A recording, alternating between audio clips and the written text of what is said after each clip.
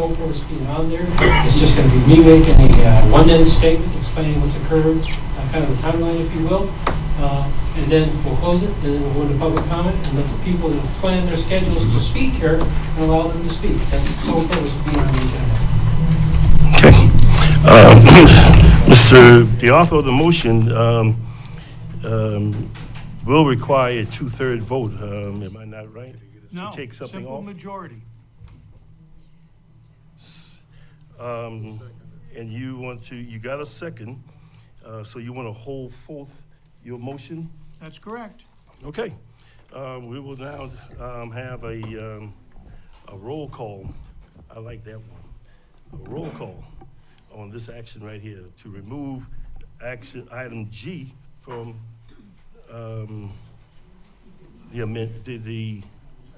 from the agenda. Can I ask a Thank you. question before that vote, sir? I ask a question? Sure. Is there a way to keep this matter on the agenda? Is there a way for that to occur so that Mr. Hobart can make that presentation? Yes, there is. Well, can Remove we it do as it? an agenda item and place it as an item by itself. Okay, so can we take that action to prevent all of this noise? If we just want to have him make the presentation, can we just change this somehow with an amendment to your motion, Mr. Passman? Well, you still have to remove it as an agenda item and then change it to a discussion item outside the agenda items. Okay, I'm agreeable to that, so long as we have a way, Mr. Chairman, to resolve the issue so that we can accomplish the goal, whatever it takes. So Mr. Passman, do we now have to vote on this to remove it and then reinstate it as an agenda item? Correct. Thank you very much. I think you can do What? Any other discussion on the matter? What's there? Those in favor of, please. it. You can, I think you'll have them, go ahead. Councilmember Passman, Yes. Committee Vice Chair Brown, Yes. Councilmember Reeds, Yes. Chair Howard, No. Vice Chair Tabernick, No.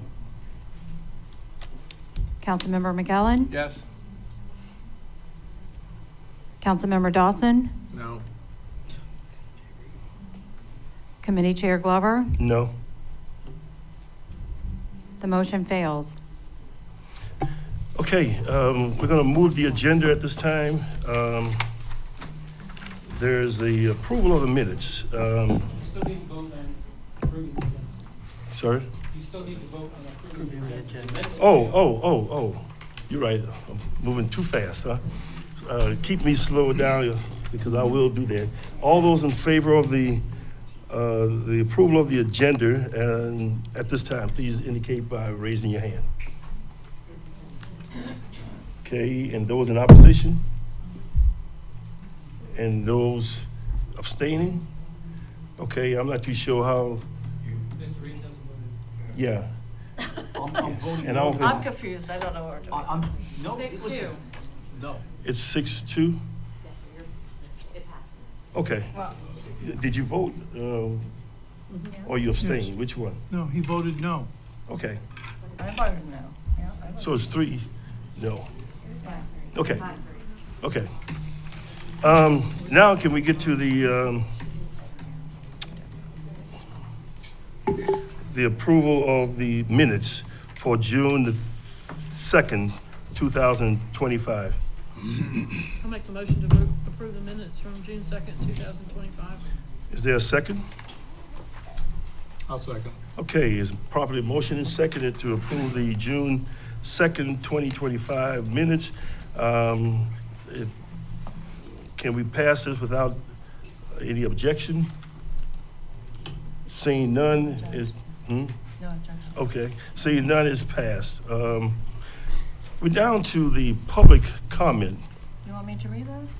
Or do you want to read them? No, you can read Natasha it. Robinson? Wait, let's No. read this first. Yeah, Oh, okay. All right. I think everyone pretty much knows. okay. I will.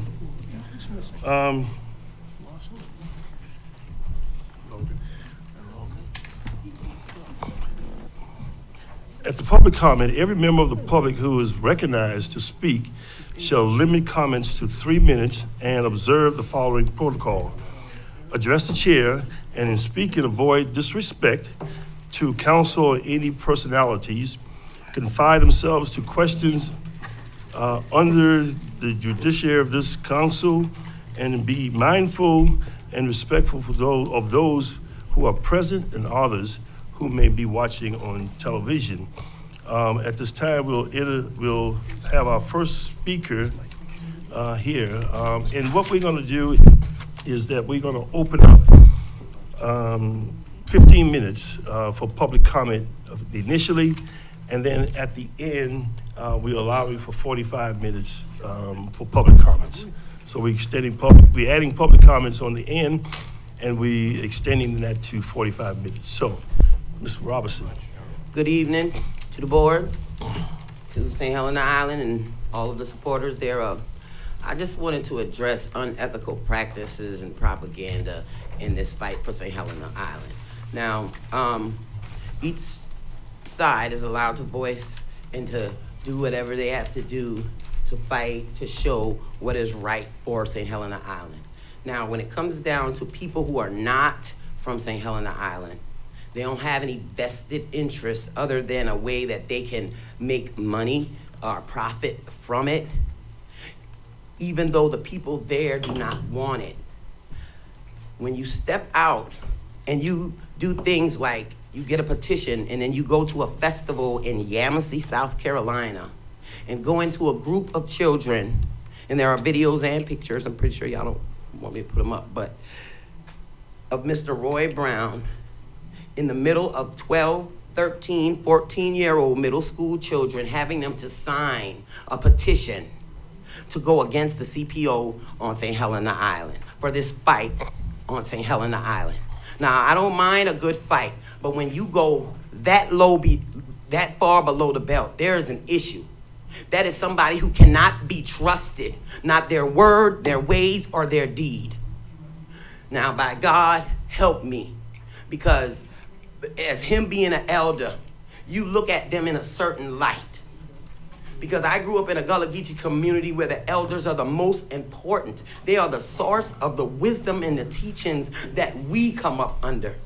So when you see an elder to go and commit something so low, and I'm sorry, I'm getting emotional. Yeah, I do want to cry. To do something so low and so crooked, that shows you how bad these people are trying to get in, to drive what it is they want. I just ask y'all to stay righteous, to do what is right for those of us who were born, bred, and raised on St. Helena Island. I got my great-grandmama, my great-granddaddy, my great-great-granddaddy blood that I walk on every day. And I don't want nobody to come and ruin it. Our way of life has been there, and we want to keep it. That's what has brought people here. And so why would you want to come and destroy it and recreate something that is all over everywhere else that they run from to come here? Please, please uphold the CPO. I say this for me, my child, his children to come, my great-grandparents, and everything they stood and fought for. You can't see something that's so crooked. How long does it take you to see a crooked line before you know it's crooked? Unless you looking with crooked eyes to see it straight. Please, people. Thank you.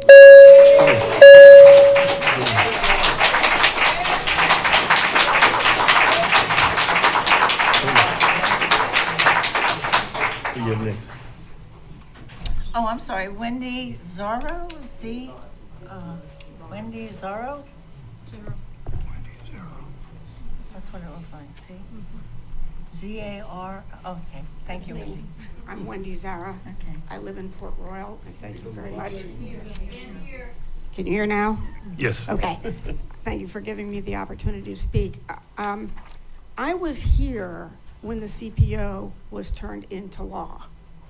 I moved here in 1992. I lived in Sheldon, and there was a big group of people in Sheldon, as well as a big group of people in St. Helena who worked very hard, not only on the comp plan, but also on the amendment to implement it. which is what enshrines the CPO.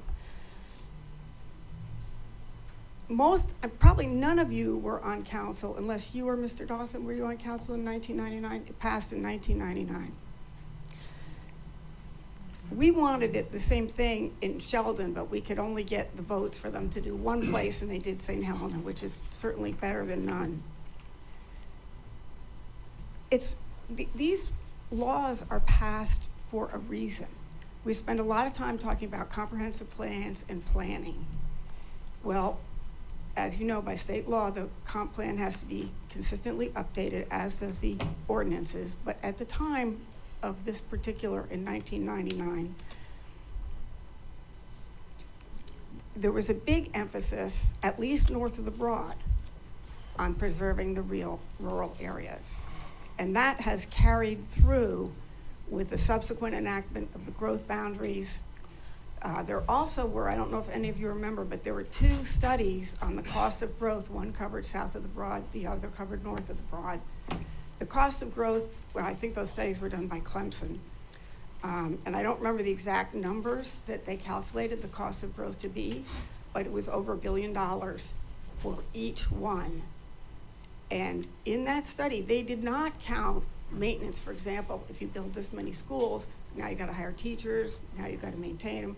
So it was a real bare bones. It was very expensive, and that helped stop the zoning wars, where everybody was grabbing everybody else's land. We know exactly what happens when we take land that is zoned a certain way for a very specific reason for a culture, and we let a crowd in. And I'll tell you quickly what that is.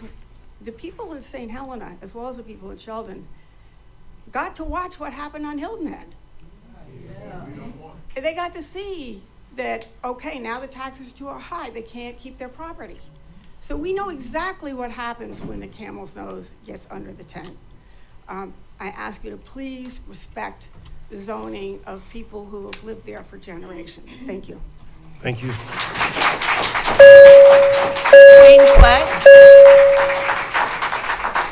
Queen Quet, can you, yeah.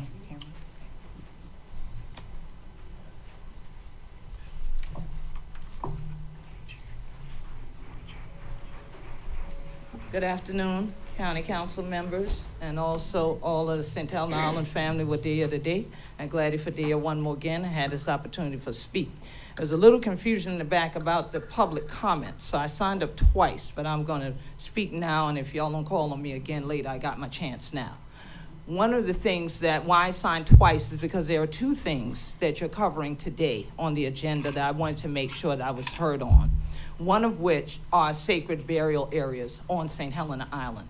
The Gullah Geechee Sea Island Coalition that I founded and Gullah Geechee Legacy are supporting the grant that we received this time. We wrote for it previously, we did not receive it, we received it this time here in Beaufort County to the tune of $75,000, but it needed match. So my organization is willing to match with $15,000 of in-kind service to help with the protection of our sacred burial areas, in particular those within the Cultural Protection Overlay District of St. Helena.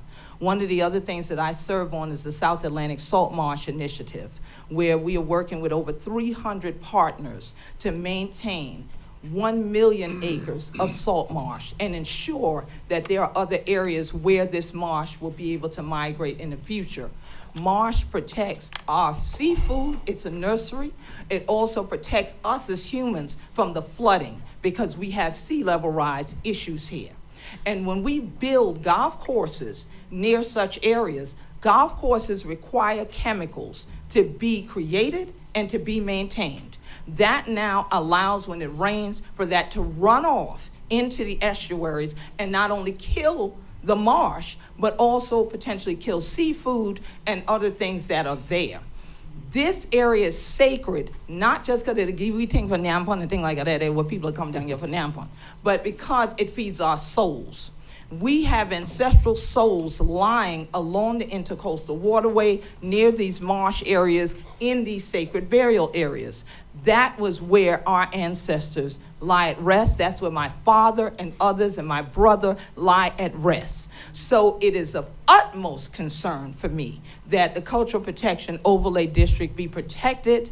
And because this is a Natural Resources Committee meeting, I took the time this morning to actually write a paper to help you to understand how this will impact our natural resources as well as our cultural resources. Because in 3 years' time, I woke this morning and asked God, what else is there to say? And at this point yesterday, I wrote a blog. I'll send you that blog about our ancestors speaking from the grave to say protect St. Helena and keep the Cultural Protection Overlay District intact. But this morning, God said, do what you do around the world. And that is show people how our culture is inextricably tied to the environment of St. Helena. So I call upon you to continue to protect the CPO intact, no carve-outs, and no negotiations on keeping it protected. Thank you. Thank you. Okay, Jermaine S.S. Simmons. Jermaine S. Simmons. Did I say that right? I'm not good with names. Okay. Oh, AJ. Oh, that's AJ. I'm sorry. Greetings, Oh, greetings, JJ. everyone. Greetings, everyone. I am Jermaine Simmons. I'm a daughter of Benjamin Cornbread Simmons, Forstein Simmons. I trace my generation, my lineage, back to the 16th century, where my people were here. My bloodline was here. Matriarchal, patriarchal. I am here, and I matter. What my people are going through matters. I feel to myself, this island that we call rural is not going to be able to call rural no more. There is people coming from other places buying property unseen. I watched the places where we grew up, run around, play bow and arrows and make our own and get bull grapes and all this stuff. There's no more of that. You have to wait 45 minutes to an hour just to go home. You have to wait for everything. All the rules are changing. All the things, the disaster of a heritage. All my life, all my days, I've seen these things. I don't understand, how can you call it a rural place when it's inundated with people that don't know nothing about our culture, that don't know nothing about us. All they know is we can get enough people to sign here and enough people here and make rules to change the heirs' property, or where only one person got to be notified or to sign, or whatever rules they got coming up. I know it's hurting. I know it's hurting because the way I raised up, my kids can't raise up like that. They don't have the freedom that they had when I was growing up. I love this culture. I love my people. And when my people and everybody else people come together, that's not harmonious. It's not. It's not. It's ruining what we had. It's ruining who we are when all of our stuff got to change. Oh, you can't drive on this side because, or you can come on through because it doesn't matter to y'all that this something is important for us. This heritage is important to us. We had to move the Gullah Festival all the way around. We don't promote the things that are for us. We don't have anything for our kids. Nothing. No movie theaters, no play place, no nothing for our youth. And this is who's going to take over your jobs. They're going to take over your jobs. And if they got the mindset of the people that's come here and not the mindset of the people that been here, there's a problem. There's a problem. And you wonder what's going on with the crime because there's nothing for them. We got to go all the way to Popo Hilton Head. I feel sorry for Hilton Head. I feel sorry for them. You know why? Because they were where we were. And now look at it. They don't got no rights to their own property. I love my people. Thank you. And I want them to be the way they were. Thank you. Thank you. Craig Lawton. The next person, last person is Craig Lawton. Craig Lawton. Oh, okay.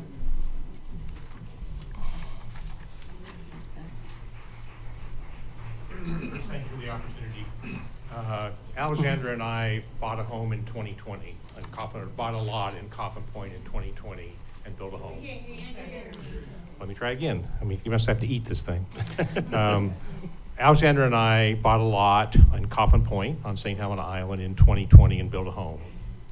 We did our homework, and we actually went to the Penn Center and had a conversation to understand the CPO and how St. Helena Island worked before we purchased here. And what we were looking for, and I think what a lot of people that maybe are in our situation were looking for, was a peaceful, quiet beach, a place where we could have our friends come and enjoy the culture of St. Helena Island, and Fort Fremont and the Penn Center, and there are so many wonderful things that we get to take advantage of by living here. And I'm a little surprised that I'm up here today, because the cultural protection overlay was put in place for exactly the conversation that we're having today, to prevent the development within the geography that was carved out. And I don't understand what has changed that would cause us to want to revisit the geography of the CPO. And maybe there's something I haven't figured out yet, and I think as the council deliberates this and tries to think this through, I would ask them to really think hard about what's different, what has changed, what would be the driving force that would cause us to want to make a different decision today than was made when the CPO was put in place. That's really all I have to say. I hope that you will give the kind of consideration that I think you will, and understand that I think there's a wide group of diversity now on St. Helen, which wasn't always the case. And everybody I talk to is quite excited about the CPO and excited about the lifestyle and things that it brings to the people that are owners in this area. Thank you. Thank you. Before we move the agenda, I'd like to call up Andy Gowder to come forth. Who's that? Andy.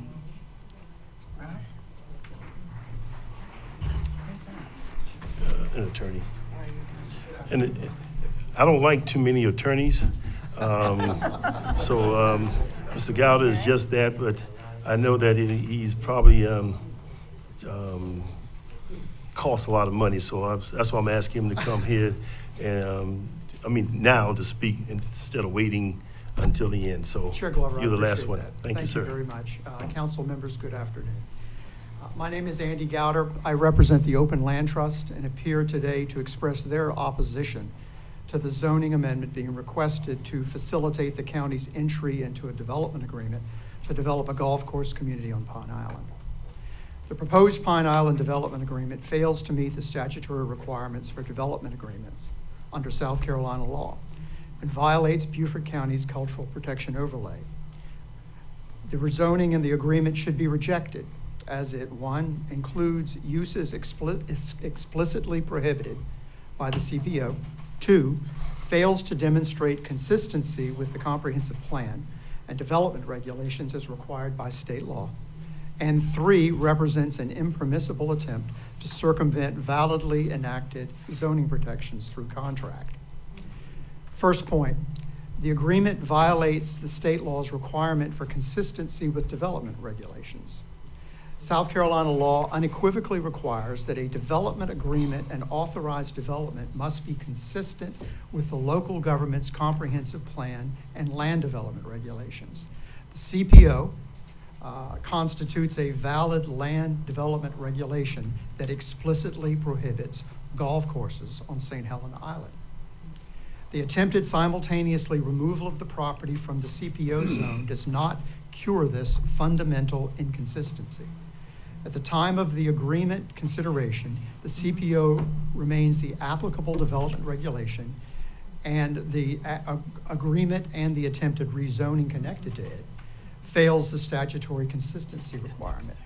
This also sets a negative precedent because, as the previous speaker mentioned, what's the cultural protection overlay? What's a comprehensive plan for? And if it can be set aside every time an applicant comes to council, then what's the use of having a comprehensive plan? What's the use of having a zoning ordinance? Secondly, the proposed zoning change threatens the validity of the CPO as a whole. The CPO was enacted following extensive study, including the National Park Service's Low Country Gullah Culture Special Resource Study, which the county fully incorporated into its ordinance by reference. The ordinance specifically identifies golf courses as incompatible uses that threaten Gullah Geechee culture and the rural nature of St. Helena Island. The county should not change its area zoning, the CPO, that has been so carefully adopted over time after broad public participation and approval by the residents to accommodate the latest application of one property owner for their gain. The Open Land Trust respectfully requests you deny the zoning request and decline to enter into the development agreement. Thank you, council members. I appreciate it. Thank you.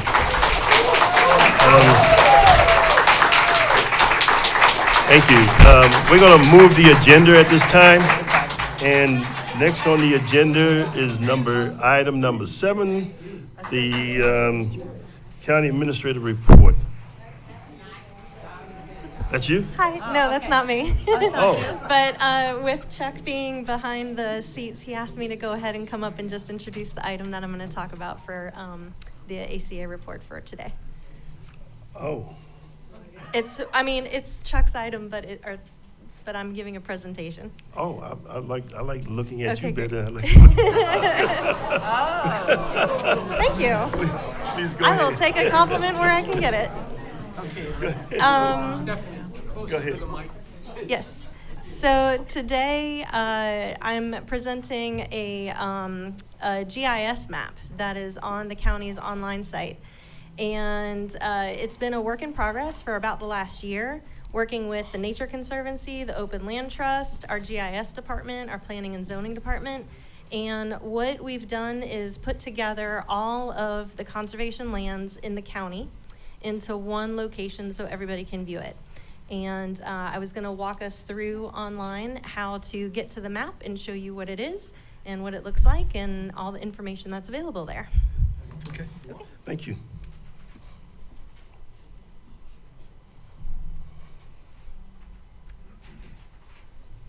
Okay, this one? Okay, so here we go. So on the Beaufort County's website under BeaufortCountySC.gov, you end up with this page, the home page. If you go to online services and then the GIS mapping, it's going to take you to the county's online GIS mapping site. And if nobody has used this before, it is quite a wealth of information about parcels, municipal boundaries. How do I move? Can I just move that? Okay. All kinds of different stuff on this website with the different layers just from the main page. But if you go to this little globe icon where it says other web maps, and you click on that, it gives you other areas that you can look at. So City of Beaufort zoning map is on here, the county zoning map, which gives you information about your different zonings on your properties. Elevation map also has contours, but today I'm going to talk about this map right here, the natural resources map. So when you click on that, it's going to bring up a new map of just those resources related to conservation or use of the natural resources within Beaufort County. So the initial legend here just shows you the county boundary.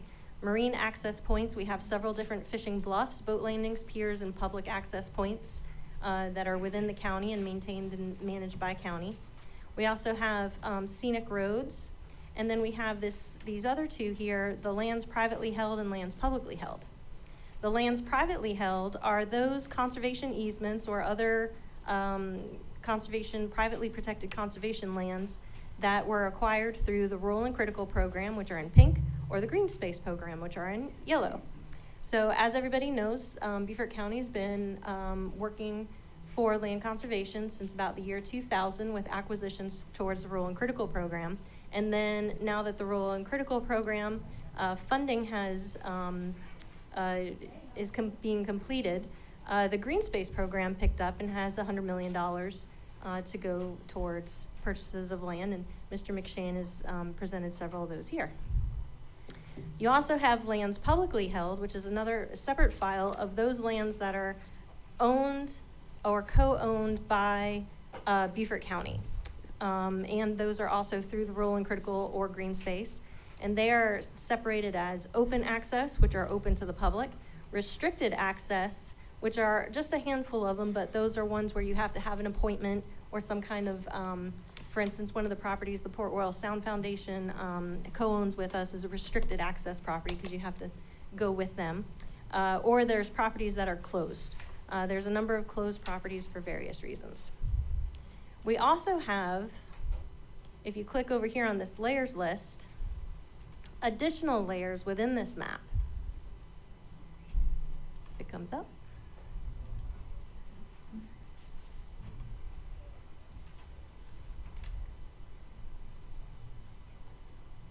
Sorry. So some additional layers once this comes up is the coordination with the Open Land Trust and the Nature Conservancy. The Open Land Trust layer on this list has all of the properties that they either own or manage conservation easements on. And then the Nature Conservancy manages conservation lands throughout the entire state. So Beaufort County ourselves, we mainly focus on Beaufort County or immediately nearby counties. The Open Land Trust does have a 5-county region, and then of course TNC looks at properties all over the state.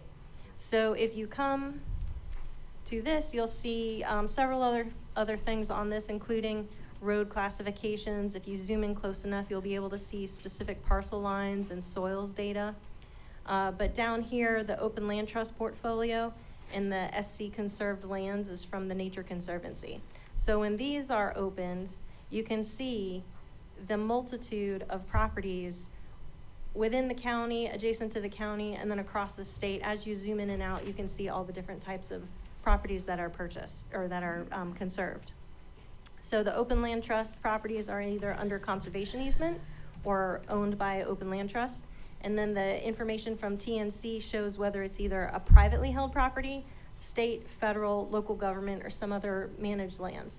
And here, those other managed lands are places like the Department of Defense, Marine Base, and such. Now, if you wanted to get some additional information about these properties, you can click on them. So like I'm going over here to this green polygon, and you can click on that polygon and it'll pull up the information specifically for that property. So that green polygon is Widgeon Point. It is open to the public. It is owned by Beaufort County and the Open Land Trust. And then it gives you the parcel number, and then it also tells you whether it's developed or undeveloped. So Widgeon Point is a developed park. And then the more information link takes you to an additional website. So if it's an Open Land Trust property, it'll go to the Open Land Trust site. If it's one of our what we call passive park or preserve properties, it'll go to the Land Preservation Department website or to the Green Space website. For instance, the large yellow property there is that Gregory Neck parcel that was recently acquired through the Green Space program. And so there's just a little bit of information about that. So we were really excited to be able to get all of these layers together in one place so that the public has an easy access and be able to find these properties and see where they all are and how everything connects together. Okay, thank you. Anybody have questions of Stephanie? Thanks for Thank you. comment. As usual, Stephanie. Bravo. Thank you. Thank you very much. I just make a comment, Stephanie, that I was able to, I don't know, looked up or whatever, got on the site and I saw Widgeon Point that is open, and I think you're using a contractor right now to advertise our parks? No? No. Okay. Anyway, I thought I read it that way and stuff, but may have been reading it wrong. But I was just elated to see a gentleman in a wheelchair going through our parks. So Yes. and it wasn't a concrete. So you got parks open for the handicap as well as anybody else who wants to walk the trail. So I just want to commend you for that. Thank you. Mhm. We're moving the agenda at this time. We're on item number 8. And item A is to approval to fund due diligence and negotiate terms of acquisition for the following proposed green space program applications: the Turner track, the Campbell track, and the Simmons track. And the chair will entertain a motion to put that on the floor for discussion. I'll make the motion. Mrs. Tabernack made the motion. Mr. Dawson, and she seconded. Yes. Okay. At this time, we'll call on Mr. McShane and Mark to make their presentation on that. You gotta navigate. Well, good afternoon. I seem to find green space programs seem to be popular today. I appreciate the attendance. My name is Mike McShane. I'm a resident of Charleston County, but I have the privilege of serving as your Green Space Advisory Committee Chairman. And Mr. Chairman, with permission, I would like to just show Green Space just developed its own website. It is here, it is live, it is Beaufort County GreenSpaceProgram.com. So it's not .gov, it's .com. And if you would, if you'll scroll down for me, it's a nice highlight. Right there, you'll see the different areas that we, through your ordinance, were to focus on the conservation easement, purchase of lands, which you have done, farmland preservation, which we have done one, natural and scenic corridor, which I have one that I'll bring to you today, and then one we've not done yet is the existing plan unit development buy-downs, but we have that latitude in that. Yeah.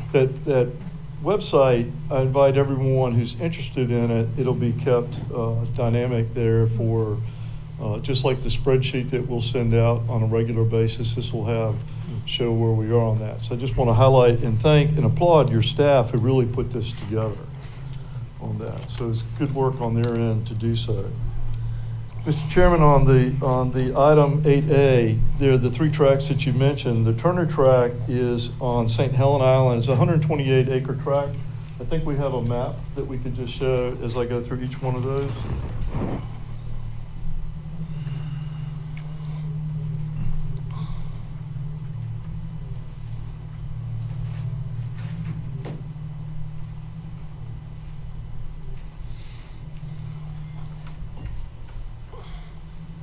Thank you.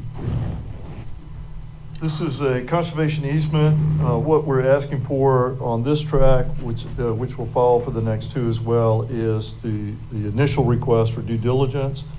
This comes as a recommendation from your Green Space Committee to spend up to $25,000 to work with the applicant on coming back with a final recommendation at some point here in the future on that particular project. Are there any questions that might be specific to that project, sir? Mr. McShane, for people who may not be familiar with the image, could you give them just a brief idea of where we're talking about geographically? Yes, and I'm going to have to refer just because I make sure but off Seaside Road, over not far from Station Creek, as I believe is what I recall it always being called, is this 128 acres. This will be privately held, but with an easement held by Open Land Trust. And what you see around it, the green hash mark properties, other properties that are already privately owned, but under conservation protection at this point. And what you're creating is sort of this continuous synergy of having a neighborhood of conservation in that vicinity. And I appreciate the fact that the Vice Chairman of Green Space has made that observation earlier. So, thank you. Yes, sir. Mr. McShane, I would just comment that when I took the county administrator around St. Helena, when he got to that area, he said it's so peaceful here. Just want to make that comment. Go ahead. Peaceful. Okay. The next track is the Campbell track. This is in northern Beaufort County, and you're familiar with the intersection of Trask Parkway, Highway 21 and 17. And we have historically referred to that as the flyover of 21 and 17. And I'll point out that many years ago, and when I served on the DNR board, we were in negotiations with DOT about that whole intersection, and the plan originally was to have a traffic light. And to great credit to DOT and their engineering firm at our request, they figured out a way to do it to where it preserved all of those live oak trees that you really see right there.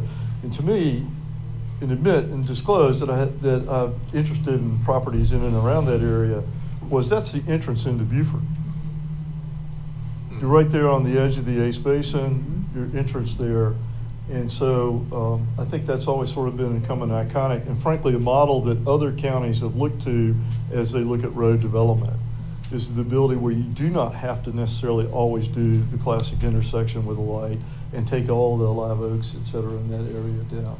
So it's become a signature of Beaufort County in that area, to really great credit to both the county and the state for doing that. And this would protect the about 30, almost a little over 35 acres right there under our corridor protection. I mentioned earlier that it's one of the categories that we look for. So this would be the first one that would be under the corridor protection there. Again, it would be privately held, but it would be with the right easement on top of that. Okay. And Mr. Chairman, the third one. Mr. McShane, before you go to the third one, Yes, sir. I just want to say to you, I appreciate you and your committee efforts of preserving that space of property there, which is in close proximity to the wetlands that leads out into the what river is that? What river is that? Pocatello? Pocatello, Yeah, okay. And so having preserved that now, we don't have to worry about any growth and development in that particular area, right off Highway 17 and 21, running off into the waterways. You're correct, Mr. Dawson, because really that would be the only desirable place to do development at that intersection would be where this is. And so we've now taken that off. We're in the process of working with the private landowner. Remembering this is working with a willing landowner on a voluntary basis to negotiate this outcome. And this is what we present for consideration. Thank you. Mr. Chairman? Yes. I think it's great you have one up in the north, because we've been talking about a lot in the south. And we were continue, concerned- we'll be talking about the I south. know it's here coming, soon. but I'm just saying, it's nice to see north and east, so Yes. I'm glad to see these come forward. The committee has been very focused on, and frankly, even though we don't necessarily script how applications come in, but it is worked well with our partners about trying to keep an equitable consideration of the 4 regions within the county. And on the that. south is next. Yeah. Yes. And so then we go to the third track for consideration of due diligence, and this is on Hilton Head. And I compliment the town of Hilton Head for on the 9.5 acres that they're going to partner with Green Space on the purchase of this conservation easement on this. In this track, the value of this track is, one, its unique size and its location on waterfront, where the family really wants to just keep it from being developed in the future. And so even though it'll be privately held under a conservation easement, there's the public benefit of the fact that you're not going to see this almost 10 acres clearly could be fractionalized and become higher density at some point there. So, and it's a good bargain. And the fact that the town of Hilton Head, which I freely admit has not had in early days was my biggest wrestling match with Green Space, has become a really very collaborative partner with us on that. So, Mr. Chairman, if it's your like that we would, the recommendation from Green Space is to approve these 3 tracks for due diligence to come back to this committee with a recommendation in the future. Thank you. And let me yield to Mr. McEllen first, because he's not chairing, but he's a member of that committee, so. Thank you. Yes, sir. Thank you, Mr. McShane, for making your presentation. I'd like to move that we fund the amount that was been requested for due diligence and to negotiate terms of acquisitions for the projects as described by Mr. McShane. I'd like to second that. Okay, that's proper. Motion is on the floor. Can we do this without any objection? Yes. We hope so. Okay. I don't see any objections, so it passes. Thank you. Yes, sir. Oh, okay. You still up, Mr.? I am still here, sir. Yes, sir. Go ahead. Keep going. I'm gonna be here for a little while. Yes, sir. Not too long though, but go ahead. I've still got two really exciting ones up here. Yeah, looking forward to that.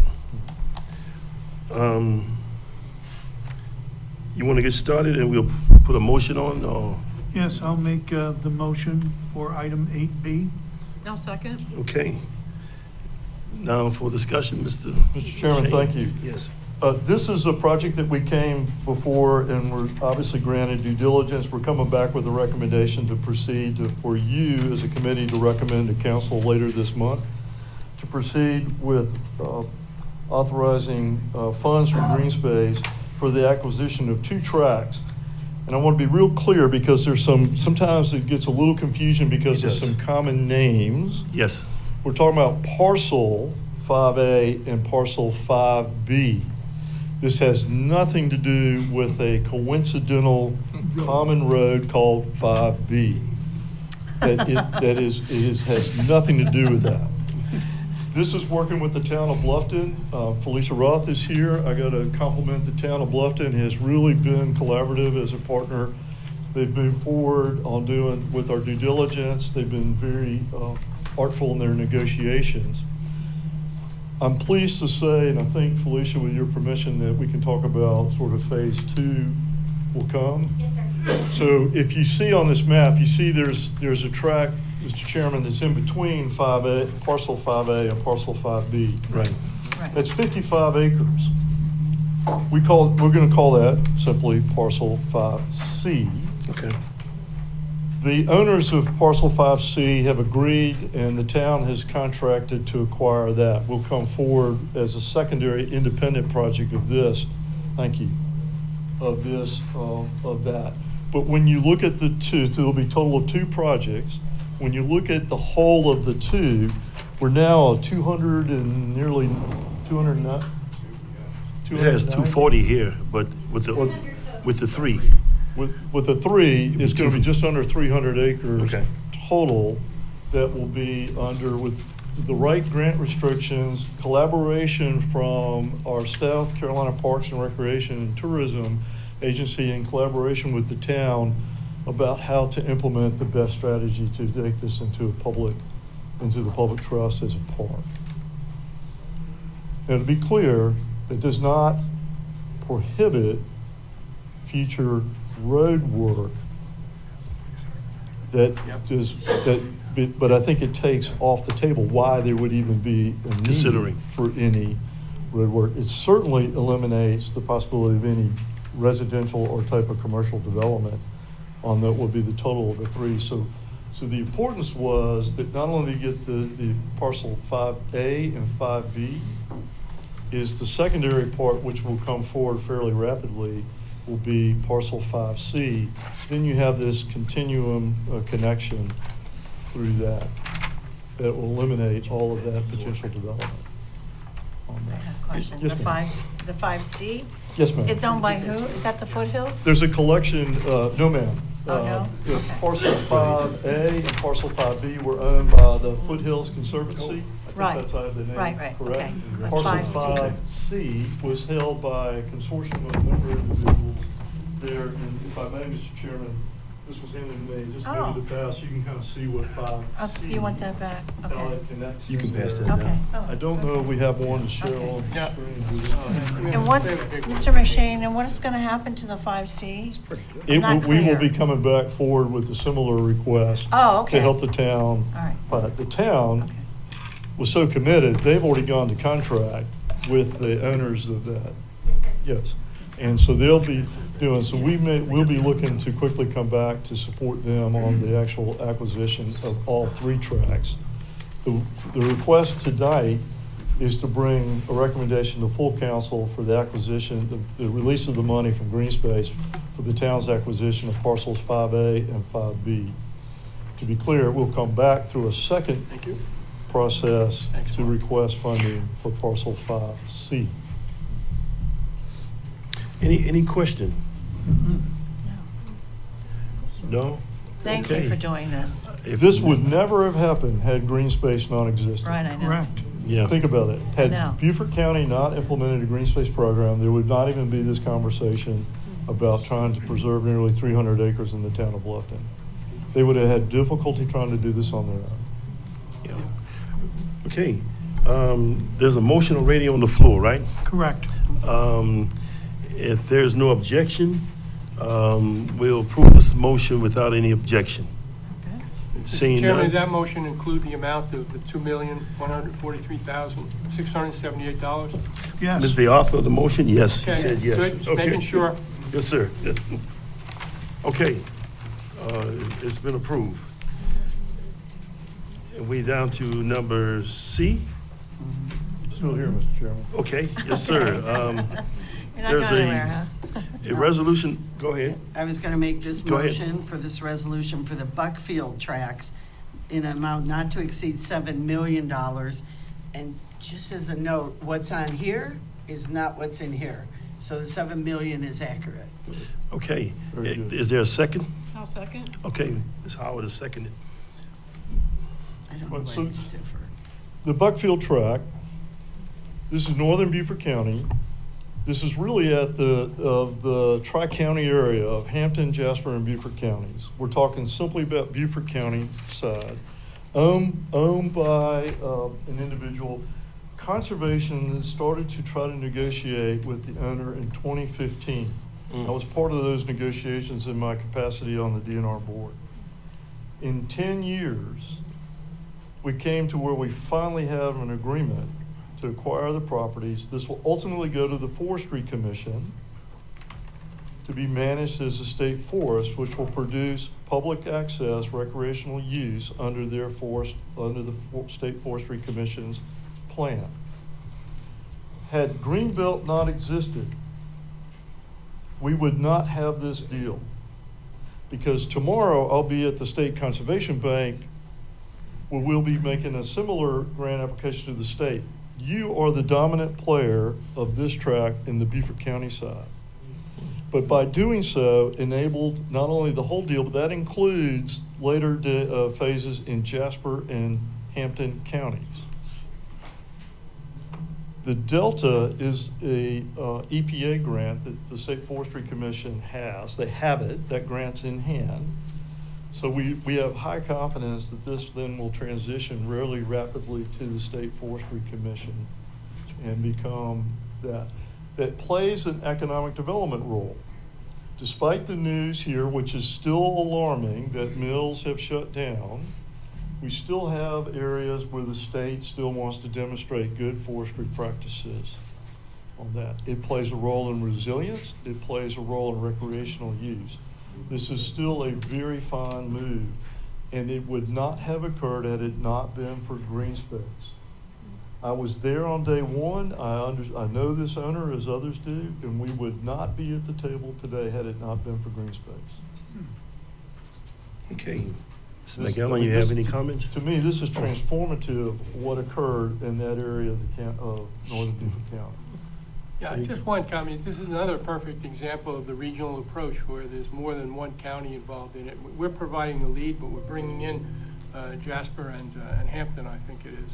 And it's a little unusual to reach outside of where we are to get involved in going over the border with our own funding. But that was the purpose of the Green Space program, was to ensure we protected the outlying areas that affected development here. And a lot of what we're doing there has to do with protecting the headwaters of some of the rivers that are feeding into our county. So reaching across the border, while unusual, is a very good thing for us. And other of the 45 counties in the state are looking at that as something they would like to mirror because of the success we've had under Chairman McShane's leadership. So this has worked out very well for us, even though we tend to be crossing the border. It's still a good crossing for us to achieve the goals of the program. So this project, to be clear, we're asking, the recommendation is to fund $7 million, as the Vice Chairman pointed out, toward the overall acquisition of the 1,658 or so acres on that. The state will play a role and the feds will play a role. That then transitions ownership will go from Open Space Institute, which has been one of our larger national partners, just like the Nature Conservancy did recently on a track of great interest, and then transition ownership to the state through the State Forestry Commission. Mr. Chairman? Yes, uh-huh. Mr. McShane, again, I mirror my colleagues' thoughts in thanking you. How has this success helped you leverage money? I go back to something you've said to us every time, and I hope you bring it up now. To bring in more money to get more property to protect. Help us with that. Our success generally is based on the fact that we, so right now, speaking of green space, Beaufort County, seeds funding that makes it very attractive for the state to then put in, and I know somebody at the state. Then you then look at them when we go to the feds, they look at that as, that's a great investment because they're leveraging their own dollars into that. I don't want to say too much because I don't want our friends in Georgia and North Carolina understanding how we do it because they hadn't figured it out yet. And I don't want to give them help on figuring it out. All right. I apologize for that. But no. But your point is, and on this track, everything we're putting in here is in Beaufort County. But what that enables is the fact the state now will come in, the feds will come in, which will help on the Hampton Jasper side. And when you look at the overall project, it is all three counties are going to have a participation on this. It's incredible.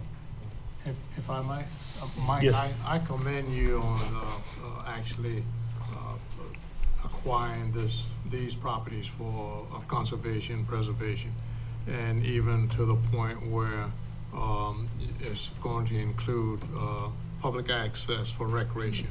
I'm a big proponent of not only preservation, but public access also. So I commend you.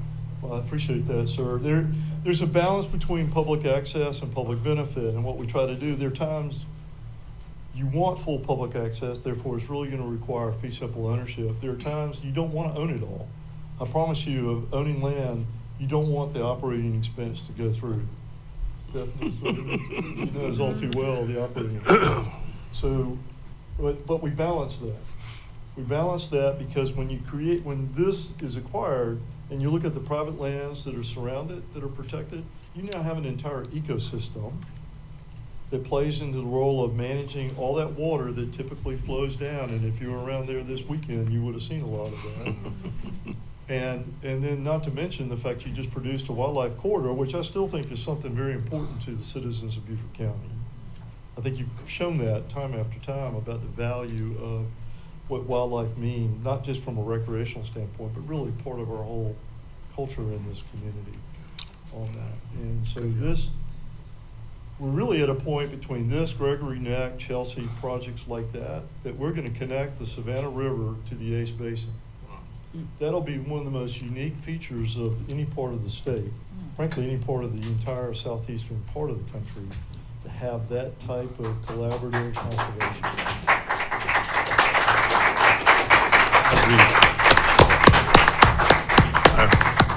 I Mr. agree. Chairman, I just have one Yes, sir. off-topic question. Mr. McShane, I don't mean to trick you with the question, but since we have a lot of people here, and we're talking about the success, I'm wondering if you can say approximately how much density you have prevented from occurring with regard to rooftops by all of the property we have purchased or given easements to, and what we intend to do in the future. And Mark, maybe you have an answer for that, I don't know. I can help, but I'd be more than happy to put something together. Remind me what the zoning is in that part of the county. 3 units to the acre. Right. So 1,600 units, 1,600 acres. Not all of it clearly would, but even if you just accepted, let's say, over half of it at 3 units to the acre, the math very quickly adds up. I think the interest is an example of another project is Chelsea, Jasper County, but that could have been 4,000 units, 4,000 units. Easily. That all would jump in right there at 462 and 170. Yeah. And you, as a county, would be the one having to cover the infrastructure on all of that. That's true. This is truly an adage that maybe gets used a little as smart growth, but this is really smart conservation.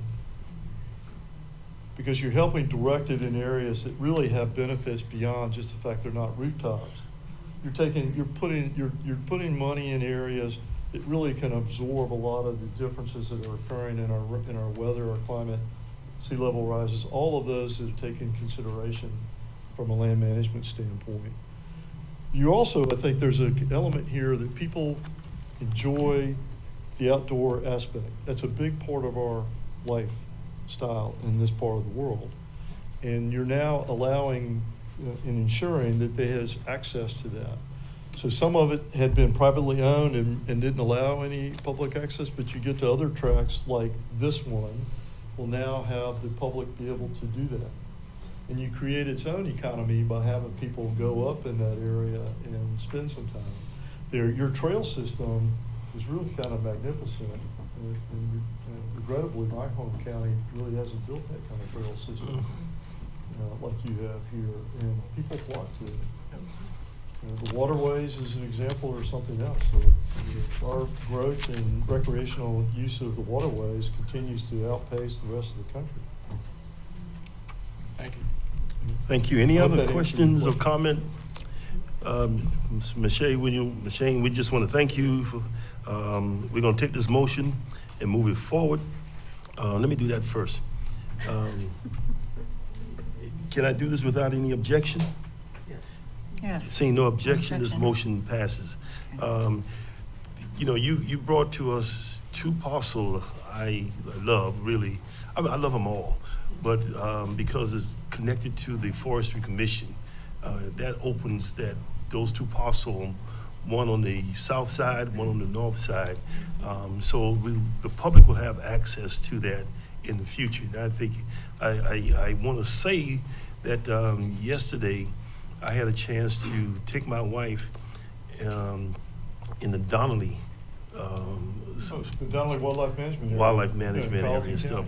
We were looking for alligators. We didn't see any. Come to Sun City, I'll show you some.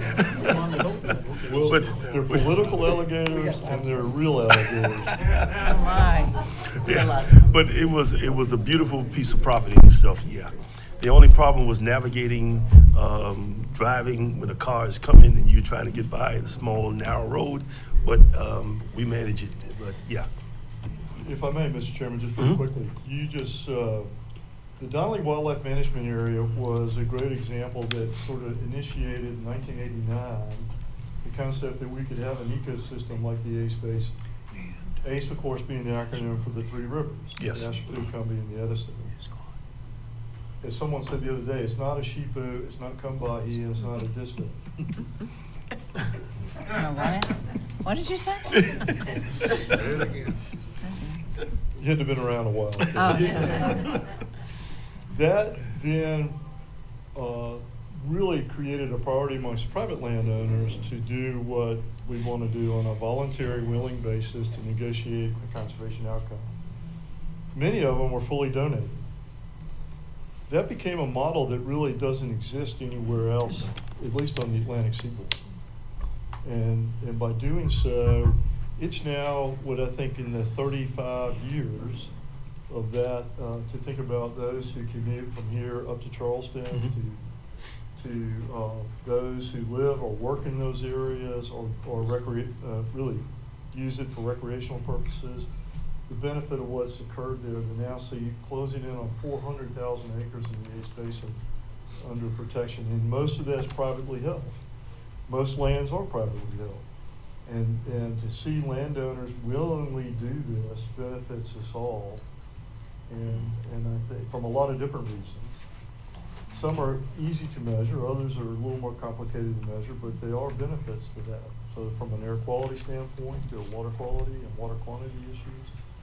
And this county took that lead in, what year did Rural and Critical Lands, 2000? 2002. So in your 20 plus years, you've sort of taken the lead. You dated exactly when the state then modeled the State Conservation Bank that was still a few years behind that. For just 20 years at the state.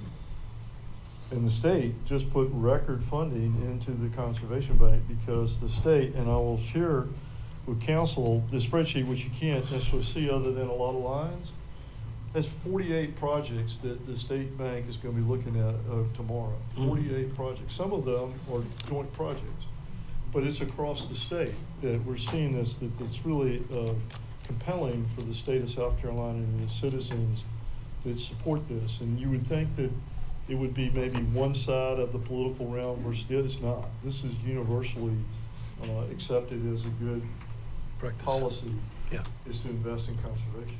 And your county leads in that. Thank you, sir. Thank you. Always a pleasure seeing you.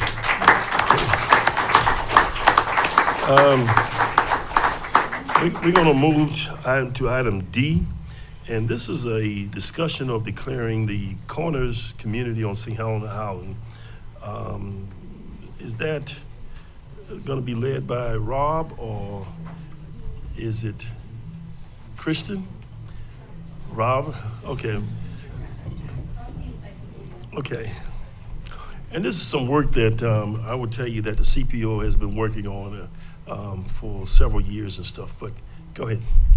Okay, well, thank you, Mr. Chairman, and I think you could probably speak to this better than I can, but part of this comes from our work on the island of St. Helena, both in the Corners community and with the Cultural Protection Overlay District community. One of the things I learned very early on, actually when I first moved here, and we used to have a historic preservation planner, Ian Hill, that the term Frogmore, South Carolina, is actually a misnomer. It's something that dates back to the original mail delivery on St. Helena Island was sent to an area of the island called Frogmore, but that area is actually on Seaside Road, not in the intersection of 21 and Martin Luther King Jr. Boulevard. So the idea is that this community kind of assumed a name because of mail delivery and where the post office was established on the island, and it's kind of stuck with the community. But many people who've lived on the island, they know that that is not where the true Frogmore community is located. And so this request came from the Cultural Protection Overlay District Committee to have a proclamation that would basically clarify that it is not Frogmore, but the Corners community. And so in this proclamation, there is a map that defines the area. And so that's kind of a real quick, I guess, elevator pitch explanation. And I know that there are people in the community that can go in much greater detail in some of the, the history and post offices in different locations of how this happened. But I think that there's an interest in the community to clarify what the real name of the Corners community is. Sure. And if I may, I would like to call on Queen Quet to come to add to what Mr. Merchant has just said. Queen Quet has chaired that committee, and the committee is making a strong recommendation. I think it was unanimous at the time. So just clarify the Corners community and the issue centered around the Corners community. Yes, ma'am. Absolutely, sir. I chaired not only the inaugural CPO, but also the initial Corners Community Preservation District, where we had a public market district, and now I chair the CPO again. So I think I know a little bit about this show. And also, my family did from Frogmore, for true. So, because I'm actually from Frogmore on Seaside Road, all of us who are natives to that section of St. Helena Island have always been annoyed to see our Frogmore frog on T-shirts and planes and everything else at the Ladies Island Airport. Okay, we were like, your plane need to land over here on Seaside. That's Frogmore. That's not Frogmore. So this has been an ongoing thing for years. Many people who are from St. Helena, our original post office that is now part of what is the restaurant that is Foolish Frog, which is very foolish because it's where sea level rise is at. There was a frog. We called him Smiley. Periodically, the headline of the news was Smiley is missing. Who has Smiley? And so then people would do pranks. Eventually he'd come back. And so we loved the frog. So we all loved the Frogmore frogs. And I did research many years ago because I was curious. Because I was told as a child, when I would always ask questions, why is it Frogmore? They would say because of the frogs.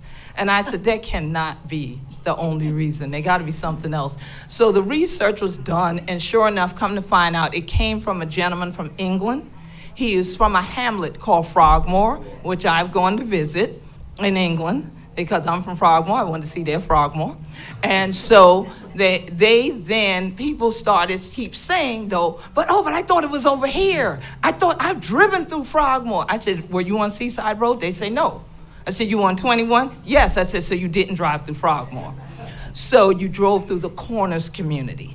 And we thought that the delineation by the county saying we had the Corners Community Preservation District was going to be sufficient. Obviously not, because people tend to love our frog. But we want our frog to hop in the real Frogmore Seaside. And we want people at the Corners District to come support the businesses. That's our economic center. It always has been. It is the corners of where you connect Fuller Plantation, all right, Indian Hill. They connect there, and then you start to proceed down to where the Penn Center National Landmark Historic District is after the Causeway, where Ebenezer is. So we wanted people to be very clear. So we thought, well, one more level up. If we come to the county and have a resolution or a proclamation done officially on the record, we would hope that this would now help clarify for people who to come here, the one who have been here don't know. And also, at some point in time, hopefully there would be signage that says, welcome to the Corners District. And bye, y'all, or thanks for coming to the Corners District, whatever, so that people would know when they come in and out of it. But if you look on the highway, when we worked on Highway 21 to prevent it from being widened to 5 lanes, we actually had them put a sandy area there. It looks like sand. That was intentional to demarcate when you enter that Corners Community District. And so now we want to go one more level. And so since several of my CPO members were very upset, I didn't want their blood pressure to go any higher. I'm glad that we all unanimously voted on the resolution and that you're hearing it today. So we pray that you all will go ahead and officially pass it for the record. Okay. And I think Frogmore appreciate that too. Thank you. I have a question, Queen Quill. Yes. Yes. Yes. I have a question. Frogmore stew, is that where it originated as well? You got it. Okay. Yes. All right. So Frogmore stew, which does not have frogs in it, all right, unless y'all cooking it wrong. Yeah. Frogmore stew originated in Frogmore, South Carolina, on St. Helena Island. It be tea from we, and then all the rest of people will call them Low Country boil because it's spread out throughout the Low Country. Okay. Now I'm being told it's called something else. Some restaurant chain, somebody just told me the other day, named it something else now.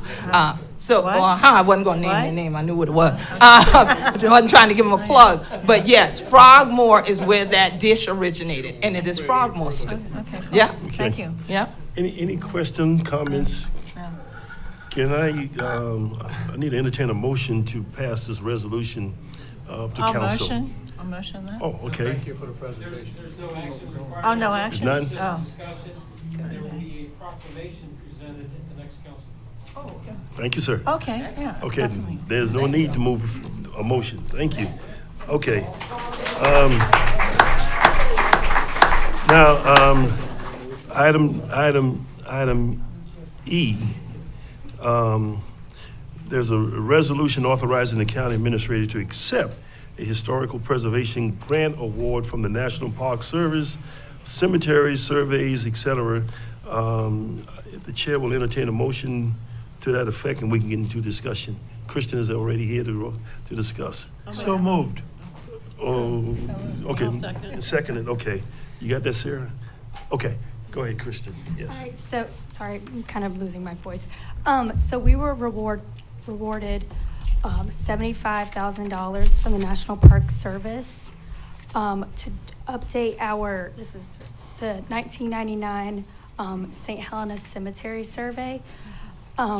So $15,000 of in-kind administrative work will be done with me representing the county, and then the other $15,000 will be with Queen Quet in kind doing administrative work as well.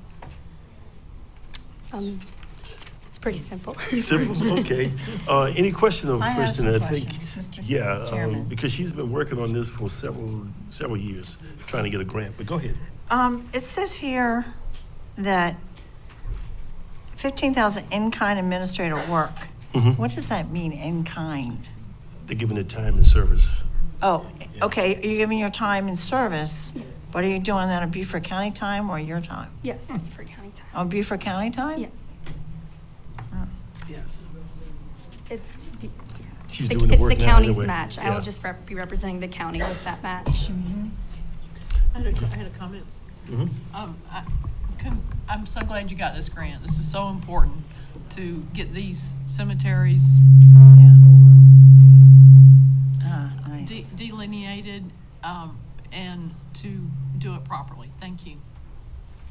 Any other question, comments? Also. Go ahead. The cemeteries, does that also include the ones over on Defusky Island? This one will just be for St. Helena, since we are updating the 1999 St. Helena cemetery survey. Oh, okay, so can we eventually do one over on Defusky? That could be something I look into We can look later into on, it? of course, yeah. I'd appreciate that. Yeah. Thank you. Now, go ahead. And just to be clear, the $15,000 in-kind match on Beaufort County time is only applied to Kristen.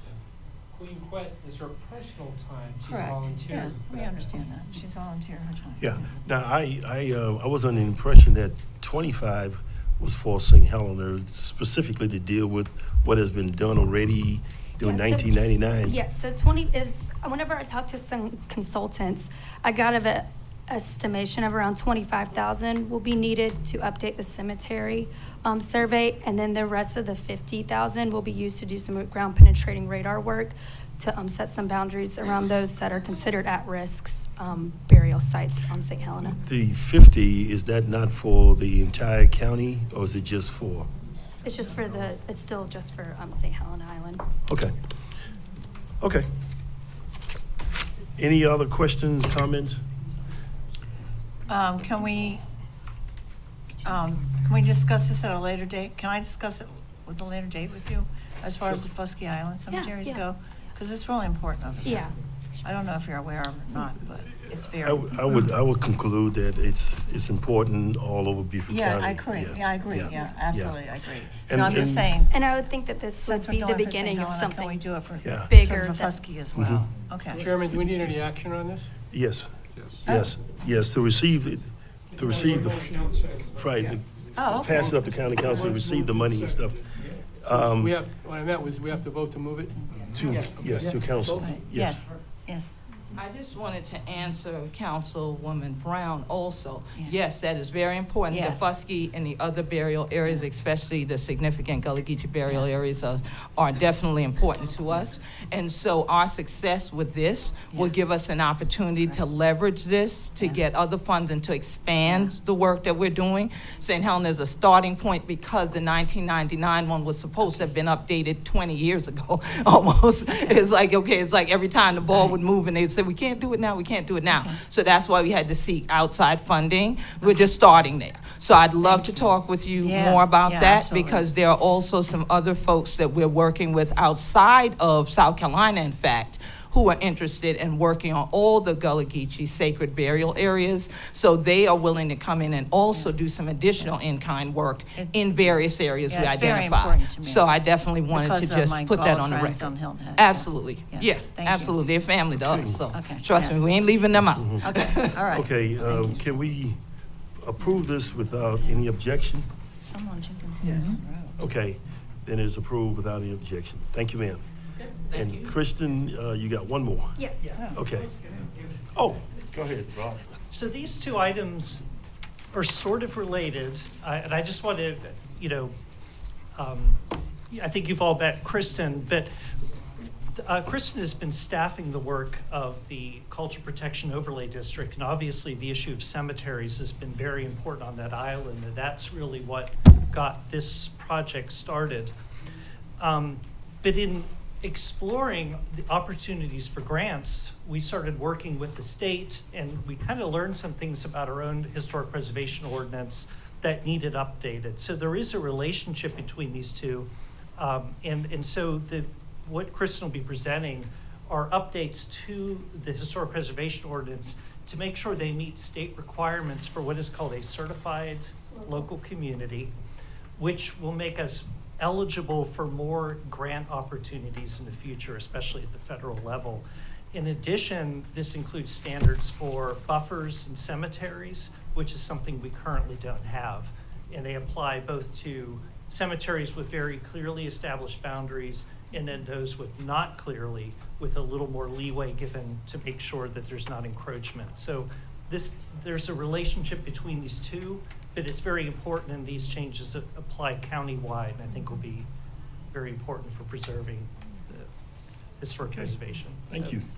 That's your introduction, Kristen. The details. You want to add a little more, or?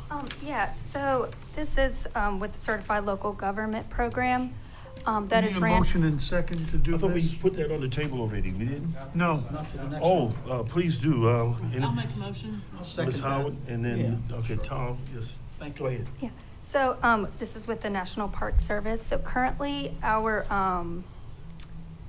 historic ordinance does not meet the qualification standards of the program. So Beaufort County will need to establish its own local historic designation process. So this is basically all of that really obnoxious tiny work, all those things that you have to fill out through the process. A lot of this was done with Horry County, since they, I think, are the only county in this state that is a CLG. So a lot of it came from them. And then I also worked a lot with Brad Sauls with the state to make sure that we covered all of our bases with this. And then, like Rob said, in addition, we added an amendment that would enact a 25-foot and a 50-foot buffer around burial sites, dependent on if they have demarcation and boundaries. Okay, do we need a motion to move this forward to full council? I think we got the motion on the table. You made it, and then Tom Yeah. seconded. Okay. Any other discussion of her? I think she's done a lot of work. Yes, Kristen, sir. what is a COG? Okay. What is a COG? And then Tom You seconded. need to read those then? A CLG? Yeah, you mentioned COG. What Oh. is that? Yeah, so that's a certified local government. It's something, Gotcha. got it? I just didn't know what the acronym was. Yes. Okay. Okay. Good. I need a clarification on the motion itself. So Mrs. Howard's going to It's a state the second- motion. It's a second motion, because the first motion was just to open up discussion. Yeah. Okay, go ahead. All right. Yes, ma'am. So I move that we grant the request for the text amendment for the following reasons. It is consistent with the goals, objectives, and policies of the comprehensive plan. It is not in conflict with any provision of this development code or the code of ordinances. It is required by changed conditions. It does address a demonstrated community need. It is consistent with the purpose and intent of the zones in this development code, or would improve compatibility among uses and ensure efficient development within the county. It would result in a logical and orderly development pattern. It would not result in adverse impacts on the natural environment, including but not limited to water, air, noise, stormwater management, wildlife, vegetation, wetlands, and the other natural functionings of the environment. And Tom, you second that? Yes. Okay. Any further discussion? Can we vote on this without any objection to move it forward? You did a lot of good work. Thank you. Okay.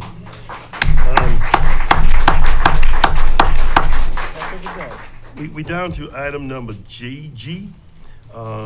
Discussion of the deferral of the zoning map amendment application for 437 acres located on the Lama Road and St. Helenaville Road. And I would entertain a motion for the discussion. So No. moved. Larry? I'll second. Okay. Can we approve that without any objection? Do you want to be in mixed state? Yes, sir. I'm giving you that right now. Yes, sir. Yes, the chair of this committee and the chair of council had asked that I come up to explain why the zoning map amendment was deferred from today's hearing, so the public would be aware of that. And let me just preface it by saying that on May 5th of this year, the Planning Commission entertained the zoning map amendment, and they voted 7-1 to deny, recommending denial to county council.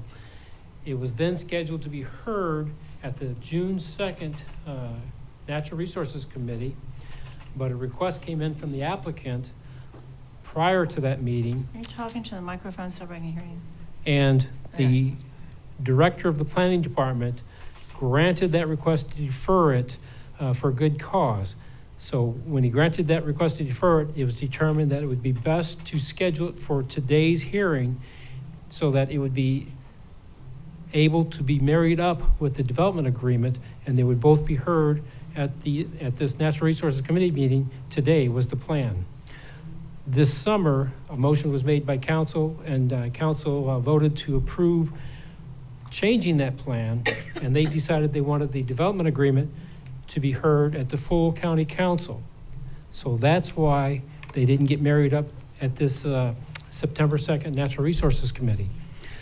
But then the plan became that we would still hear the zoning map amendment at the Natural Resources Committee, and then they would get married up on September 22nd at the first reading of each ordinance for the development agreement that was submitted and the zoning map amendment, and that would be the first hearing. And then if there was a requirement for a second hearing, if it's going to progress on, that would be October 27th. Last week, I think, or the week before, we received a request from the applicant again to defer the zoning map amendment so that it would not be heard by this committee prior to the public hearing, the development agreement discussion. So he wanted the first reading of the zoning map amendment to be either with the development agreement or afterwards. He didn't want this to occur prior to the development agreement. The planning director denied that request. He didn't find that there was a good cause. It had already been deferred for 3 months, and he thought there was no harm in having it come forth. It was proper to come forth. The applicant renewed that request to the chair of county council. It was forwarded to the chair of this committee, and after a discussion, they decided that they would grant the deferral at the applicant's request after careful consideration, and thus the zoning map amendment will not be heard today. The first consideration of the zoning map amendment will be in front of full council at the county council meeting on September 22nd, along with the first public hearing of the development agreement. So that's the history. So September 22nd will be the first time that council considers the zoning map amendment and the development agreement. And we are currently in discussions regarding the development agreement with the applicant of the development agreement. And those discussions are progressing in the normal course. And I can't say that we'll have an agreement to present to council by then, but discussions have occurred and we are letting the process work. Any questions? I have one question. I'd like to ask the chair why she moved the meeting from Buckwalter Rec Center to Burton Wells. That's not germane to this discussion right now. We Okay. can ask that later. Now, I have a question. Yes, sir. You're referring to two different things here. Could you tell me if there's been any official action taken on either one of those things that we're considering here?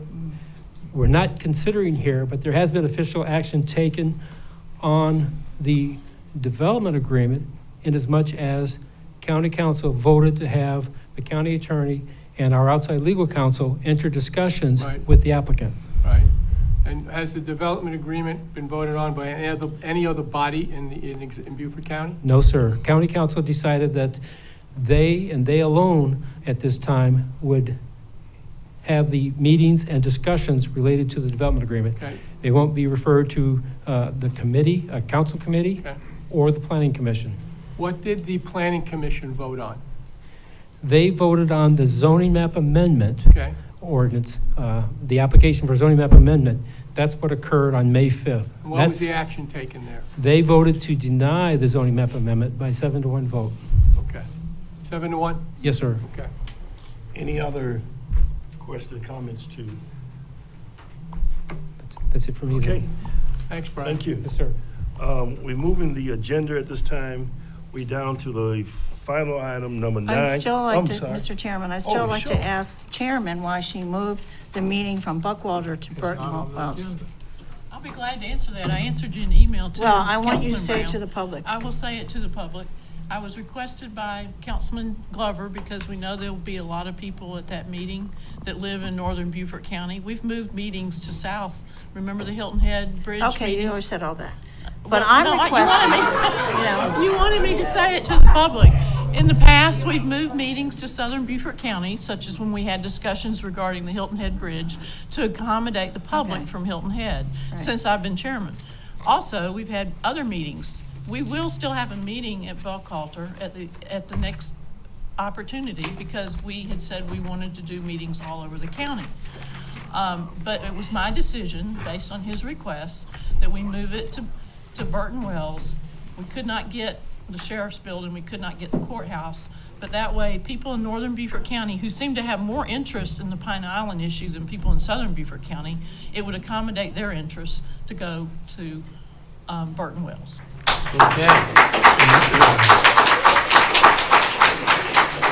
but you are doing a huge disservice to the districts 5, 6, 7, 8, 9, 10, 11. As I Do just have do you want to come to the They can come to that meeting? meeting. They can. Yeah, and we also can. will have a meeting probably in October at their, in the Bluffton But it's area. two public hearings. One should be north of the Broad, one should be south of the Broad. There may not be a second public hearing. We don't know that for sure. Oh, we don't? No. Oh.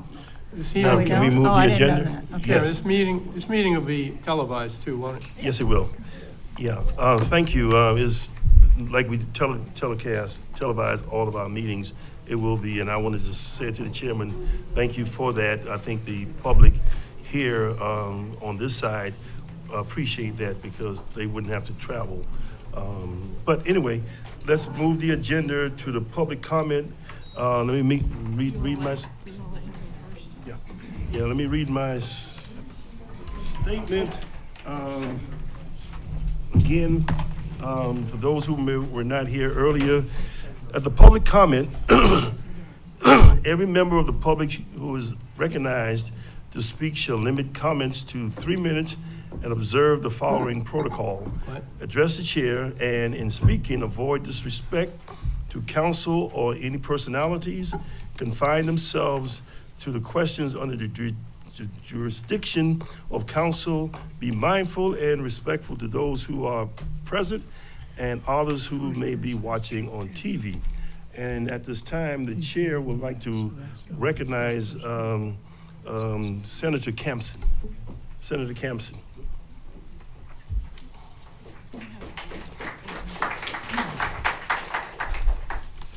And the chair will take the liberty, because this is the senator, to allow him to speak.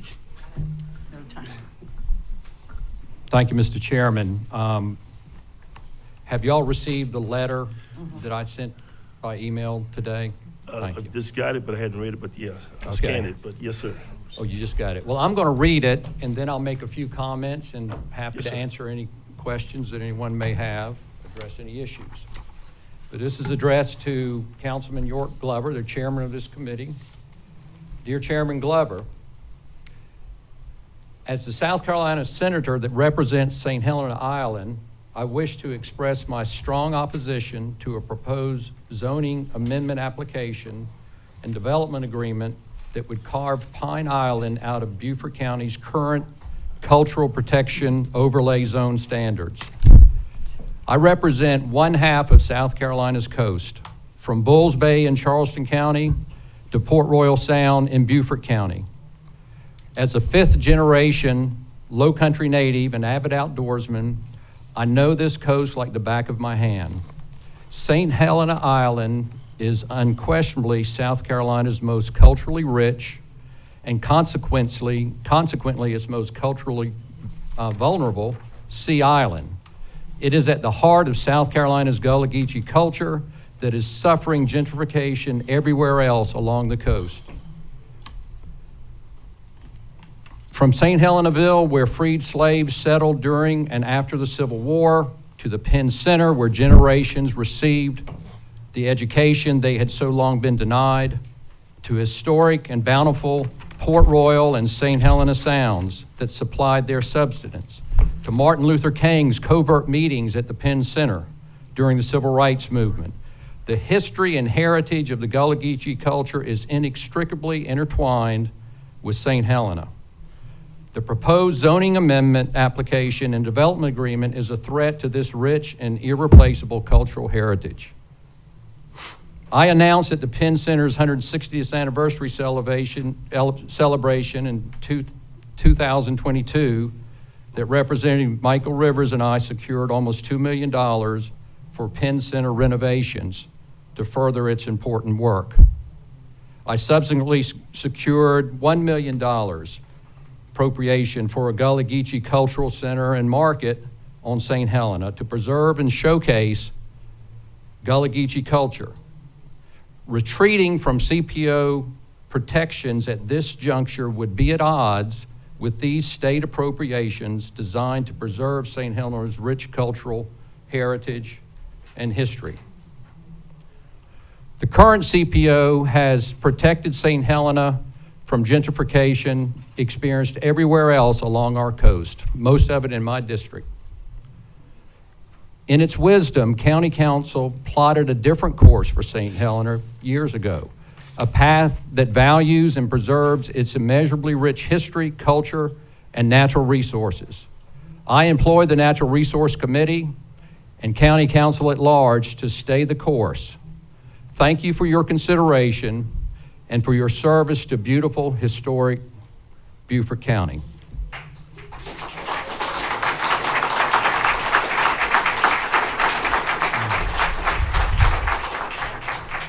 And one other issue, as I was driving here from Bennett's Point, it's 10 miles away from my place at Bennett's Point, but it takes over an hour to drive. Thank God for that. If we had bridges across these inlets in the southern part of the state, we'd look like Charleston and Myrtle Beach. One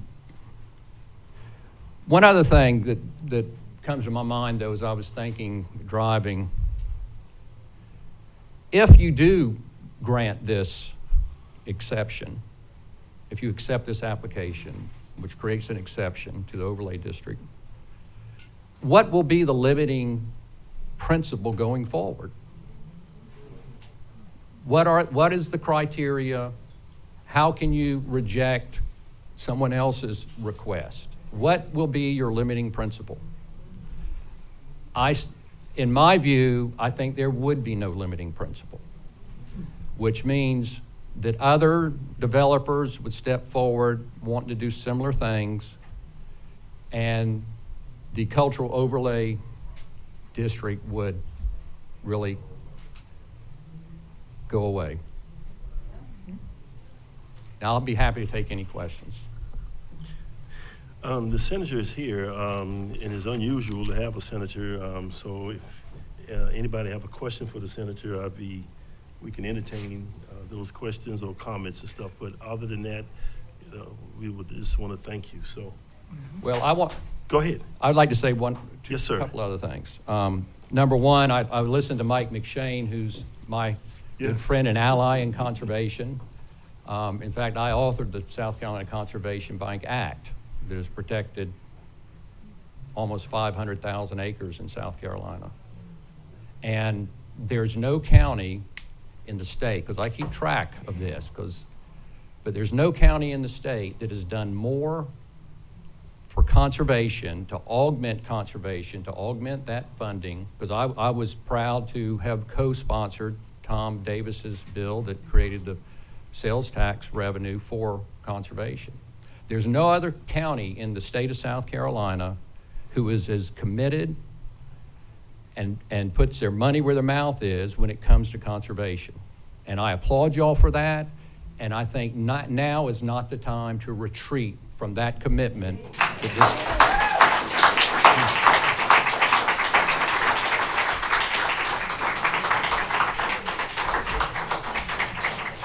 And I'll end, and since no one's going to ask questions, I'll speak a little. I'm a senator, I'm going to speak a little longer, okay? Really. But I'm going to end with a quote. One of my favorite quotes regarding conservation was from John Sawhill, who was the president of the Nature Conservancy. He was also the president of NYU and also of the Nature Conservancy subsequently in life. And John Sawhill said this, And I've taken it to heart as something that has really motivated me when it comes to my passion for conservation. John Sawhill said this: a society is defined not only by what it creates, but also by what it refuses to destroy. And I would implore County Council to take heed of Sawhill's words of wisdom and don't destroy what you have done thus far, on beautiful, historic St. Helena Island. Thank you. Thank you. Thank you. Thank you, Senator, for taking time to come down. We appreciate you visiting Beaufort. The next person on this list is Jared Madison. Yes. Thank you, Chairman. Thank you, Council. History suggests that we should teach our children first, above all things, to seek out wealth, power, and callousness. Here you can do what you please. We make Jesus a liar by our profound efforts, but because it seems seeking first the kingdom of God only equates to being exploited. I must admit the perceived authority and essence of dominion is quite captivating, but one must first consider the psyche of a person of this consciousness, the mind of the godless imperialist. With boundaries and site design set, youth's limitations were clearly defined: cultural protection overlay. 3 seemingly benign words referencing a quite easily understandable ordinance. Let's break down these words to come to a more mutual understanding of their independent, therefore subsequent correlating meaning. Cultural, denoting or deriving from or distinctive of the ways of living built by a group of people. Protection, the process of keeping something or someone safe. Safe, free from risk. Risk is the probability of a negative outcome or decision of event. Overlay, to lay, spread, or apply something over or across. Therefore, we can surmise that combine the words cultural protection overlay mean to keep safe the distinctive ways of living built by a group of people from the probability of a negative outcome or event across a defined area. So now let us consider for the purpose the mind of the Pine Island investors and developers. Who here has children? Any of you have daughters? Imagine raising your daughter and putting all your love and wisdom into her with the hopes that she will live a long, successful life and be a good person. Now imagine she goes off on her own to college. It's bittersweet, but you've done a good job at parenting and you're confident in your daughter and society and the rules and regulations in place to keep her safe. Now imagine one day an older man in his 50s sees her beauty and is blown away. He makes a pass at her and she denies him. Now imagine that man does not take no for an answer. He's built a very successful life, and to the point he never hears that word. It upsets him that she has denied his offer. Because above all else, this man seeks power and authority, he follows her home one night and forcibly garners her compliance. The man doesn't care about what he has done is illegal, or that there were laws in place to prevent something like this from occurring, or the pain he's caused by his action, because he has good lawyers and he's gotten away with this before, and furthermore, he believes it's his absolute right to do things like this. His money, power, and prestige have made him invincible to the rules of mere men. Because of his authority, evidence is lost and no trials is conducted, no justice is served to this man, and he continues to live his life and continues to do the same thing to other young, innocent women. Now imagine, as a parent, how this experience would make you feel. In this story, the Gullah Geechee people and the land on St. Helena represent the young girl. The development and investors represent the old man. You see, they know there were laws in place to protect a distinctive culture, and they still attempted to carry out their plan. They knew that the people of the area didn't want what they were offering, just like the young girl in the story, but they pursued it anyway. They heard the pleading cries for deliverance and laughed in the face of innocence. This move, like all attacks on grace, seeks to bind you to the chains of hopelessness.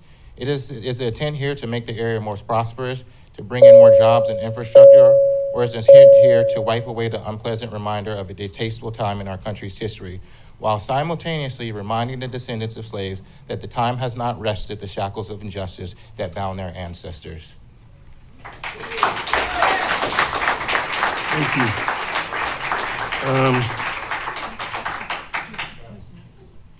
Yes, I'm sorry. Mrs. White, Teresa White. Yes.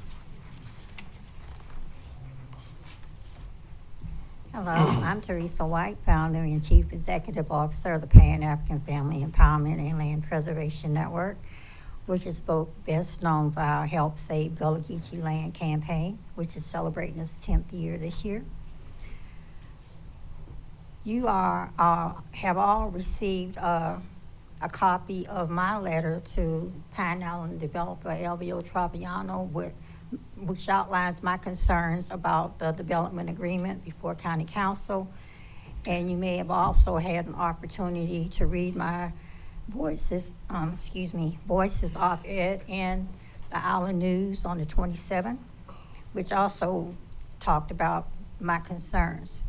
But what I'm going to talk about tonight, since you've already read those things, is it seems to me that a number of steps have been skipped in this process, and I'm a little confused about why that happened, because it gives the public the perception that the fix is already in to give to grant an exception from CPO so that the 18-hole golf course can't be built. First of all, the development agreement process was not passed. It was supposed to come through this committee before it went to County Council for a vote. And you're supposed to do that before you set up negotiations with his attorney on the development agreement. So you actually did it out of sequence for a reason that makes no sense to anybody who thinks that it's being fair and square to everybody involved. So when that happened, the previous illusion of transparency, which was created when the development agreement was published online for everybody to see, and when it was discussed and dissected at length during the May 5th Planning Commission meeting, has now disappeared. And people want to know why an outside attorney was called in to assess the development agreement when you have a perfectly competent county attorney who's already experienced in working with development agreements when he was the city attorney for the town of Hilton Head Island. And one other thing is I would like to see County Council do something to restore public faith in this process, being impartial by opening up the negotiations so that the public can actually participate in it instead of doing everything behind closed doors. And that's right, they are entitled to under South Carolina state law. Thank you. Thank you. David Mitchell.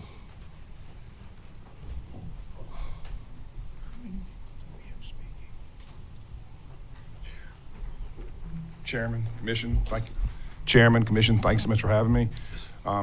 We all know the facts. We've been inundated with them. I'm the chair of the board of the Penn Center. I have been since January, and 163 years is a lot to take in. It's a lot of information. As Senator Campson alluded to, Dr. King's relevance in the Penn Center, and the thing that struck me driving over today from Atlanta, sitting here, listening to all this, I would be remiss if I didn't say the Penn Center built a retreat house for Dr. King. He never stepped foot in it. He was assassinated prior to ever having anything to do with it. For 57 years, we've done our duty. We've maintained the retreat house. Everyone in this room can go to the retreat house. Everyone can understand what we do at the Penn Center. It's our duty. 26 years ago, the CPO was passed. It's the same thing. A deal is a deal. That's what you do. We live up to our honor. We live up to our heritage. I hear everyone talk about family, family, family, family a lot. This is our family. Everywhere you look around, there's an aspect of who belongs, who doesn't belong. Once you pay your taxes, you as a municipality know that you now have contributed. Once you've done something to show that you are in love with it, that you're willing to defend it, that you're willing to drive all over creation, the aspect of where you host meetings, where you don't host meetings, who you invite, who you don't invite. This thing has been discussed for 3 years. We know where we are on this subject. We know where we are in this conversation. The Penn Center has stood its ground for 163 years, which I would also be remiss if I didn't say is the oldest institution in this room. There is something to be said for duty. There's something to be said for honor. And most of all, there's something to say for courage. And I think so often, courage is the word that's being absent in this conversation. You had the courage to do it 26 years ago. You've had the courage to reinforce it 2 years ago. I beseech you, hold that courage, hold the light, lead us forward, and put this thing to rest. Thank you very much. Thank you. Marilyn Hemingway? Marilyn Hemingway?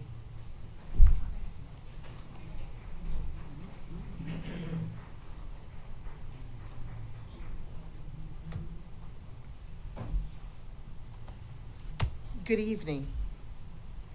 My name is Marilyn Hemingway. I'm with the Gullah Geechee Chamber of Commerce. Recently, I read with interest an op-ed in the Island Packet with commentary, and also Councilman Glover's platform has District 3's representative. I am compelled to respond because the conversation around Pine Island has drifted into a dangerous place. One where the entire burden of solving long-standing social, cultural, and economic challenges is being shifted onto a private development agreement rather than where it rightfully belongs, with elected leadership.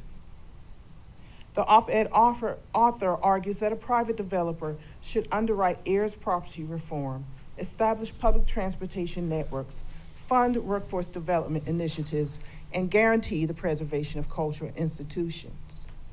But let's pause. These are not developer responsibilities. They are the very core of what Councilman Glover has the elected representatives for St. Helena Island, Ladies Island, and Beaufort pledged to do in his own platform. Expand public infrastructure, improve healthcare and housing, protect property values, support recreation and youth programs, and promote cultural growth. These are the promises Councilman Glover was elected to fulfill. If they remain unfilled, is it fair or even logical to demand that a single landowner now assume the mantle of the government? The op-ed author calls for millions to be diverted into heirs property, transportation, and nonprofit programming. But these are precisely the areas where your office and Beaufort County Council hold both the budgetary authority and statutory responsibility. So the questions become, why have you not established a tax relief fund for heirs property owners already, an action recommended in the comprehensive plan? Why has reliable public transportation to and from St. Helena not materialized under your watch, another action recommended in the comprehensive plan?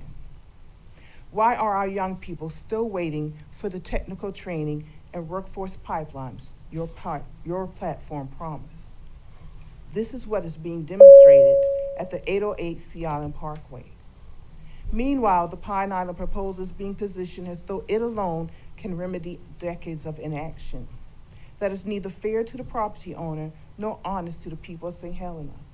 Developers can and should always be good neighbors and contribute positively to the community regardless of negotiation. Your role should be to facilitate those discussions when an opportunity presents itself. Yet you have Councilman Glover seemingly thwarted attempting to find common ground for over 3 years. Willing contributions by a developer should never be treated as a substitute for government leadership. This results in the people being doubly cheated. First, by unmet campaign promises, and second, by the erosion of trust that comes when elected officials deflect their responsibilities onto outsiders. Thank you, Ms. Hemingway. You're Your over own time. platform speaks of balancing development Ms. and Hemingway, preserving the unique character Ms. of Hemingway, rural you have communities. gone, Ms. Yet your Hemingway, record I would reflects appreciate if you would opportunities declined, give your inconclusive comments at this findings, time to and a steady erosion of confidence in leadership Ms. that's Hemingway. supposed to safeguard Ms. Hemingway. both cultural integrity and economic growth. Ms. Hemingway, you are out of Rather than order. refusing to negotiate Ms. with Hemingway, willing you are out partners, of order. why not Would you ask please yourself what has leave the been podium? accomplished with the years of Please authority, cut her off. budget access, and influence you already hold? It is time to rethink the true cost. All right, Not the of next cost person and will God, come Arnold forward, Brown. please. but of leadership that fails to Arnold deliver Brown. on its commitments. The people of St. Helena deserve accountability and vision from their elected council member. passing the buck to a developer Ms. is Hemingway, not leadership. would you please stop? Thank you for your time and consideration, with all due respect. Well, you should respect this chair. Thank you. Well, she took someone else's time out. We won't have 15 people. Yeah. Mr. Brown? All right. And I'm sure that's the same respect others that you allowed to go over time, that they gave that to you also. I only permitted the chair, the senator. Tape this time. Go ahead, Mr. Brown. Good evening, and thank you for your service. You really have a tough job to do, and we really appreciate it. But we got to quit meeting like this, okay? Before, I was a real estate agent for over 25 years in another state of Michigan, and one of the most important documents was a closing date and a disclosure document. With other disclosure documents, you're in the soup. Before the investor bought the property, he consulted with his lawyers, several lawyers. He consulted with Mr. Greenway. He consulted with the county attorney. And he was told in advance there was a restriction on the property. But he bought the property anyway, and then he brought to the community golf course or 160 homes. Well, we didn't fall for that. We stuck by the law that said no golf and no gate. As far as an inducement, the only thing different between the first application and the second application, major difference, is $2.5 million. Well, we didn't go for that either. We are not interested in 2.5, 3.5, 4.5, or $10 million to sell our heritage. We are not interested in that. The government, okay, whether it's federal, state, or local government, should not be a part of a transaction.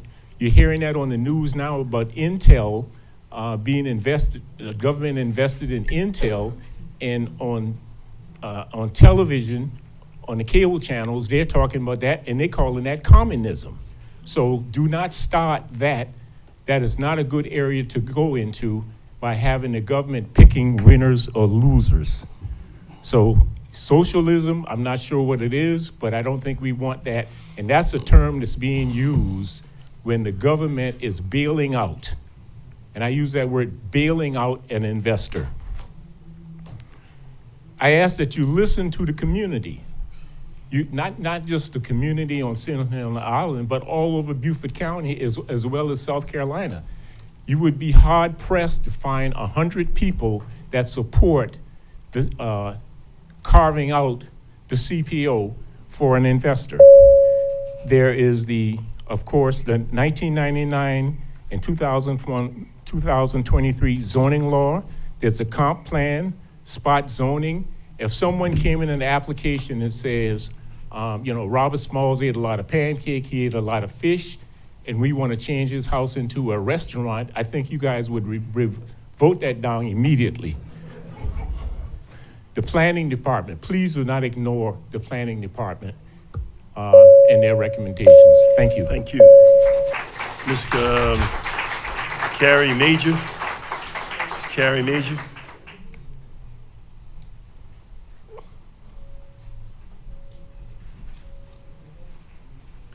Good evening to council and chair. We thank you for allowing me to do this. I read an article in the paper that said LVO Tropiano was a great strategist, and the way things look, he is. In the plans that he's caused you to second guess the law. My prayer for council, this committee, is not to give in, stand for what's right, stay the course, uphold the law, maintain the CPO.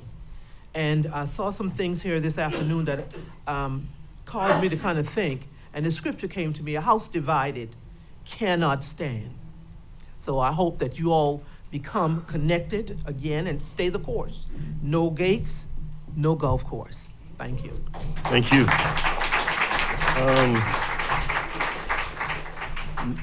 Next is, all this person has is their first name, Elizabeth. Elizabeth? Okay, thank you.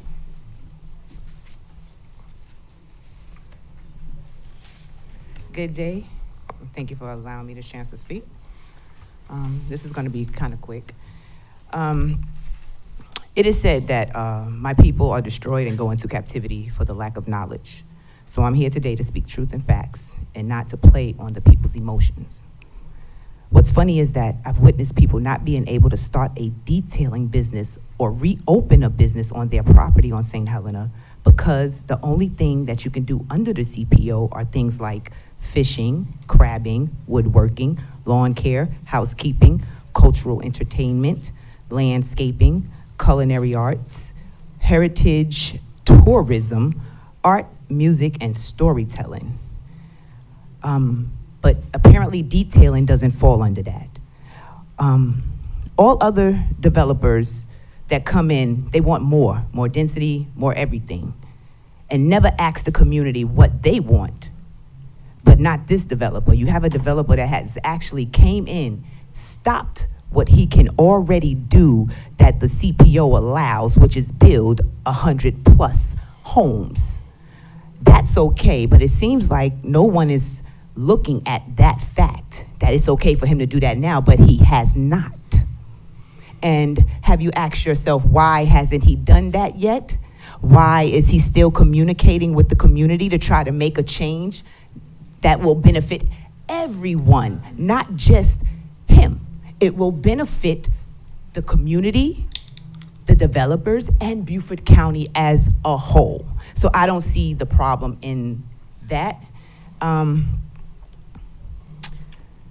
Another thing that I don't think the people understand is that the developer has been doing this for 2 years. I've watched and helped ask the community for almost 2 years, let me get it correct, what they want to see in their community. And what has happened is the developer has taken that information, revamped the plan, and came back with the down zoning plan, which asks for less. Those are the facts. And it also, I just want to answer the question of how does the down zoning plan benefit the community? It will bring millions of investment into the community. It will help to preserve and beautify and economically empower and educate the community, creating responsible and sustainable growth without destroying the waterways. The Gullah people, I think, they are fighting. No, I don't think I know. What they're fighting for is gentrification, and they don't know it yet. Because what they're fighting for is to stay in the position that they've been in for the past 30 years. And if the people of St. Helena get what they think they're fighting for, they're gonna get exactly what they don't want, which is a full residential build out. Thank you. Thank you. Mr. Roy Brown?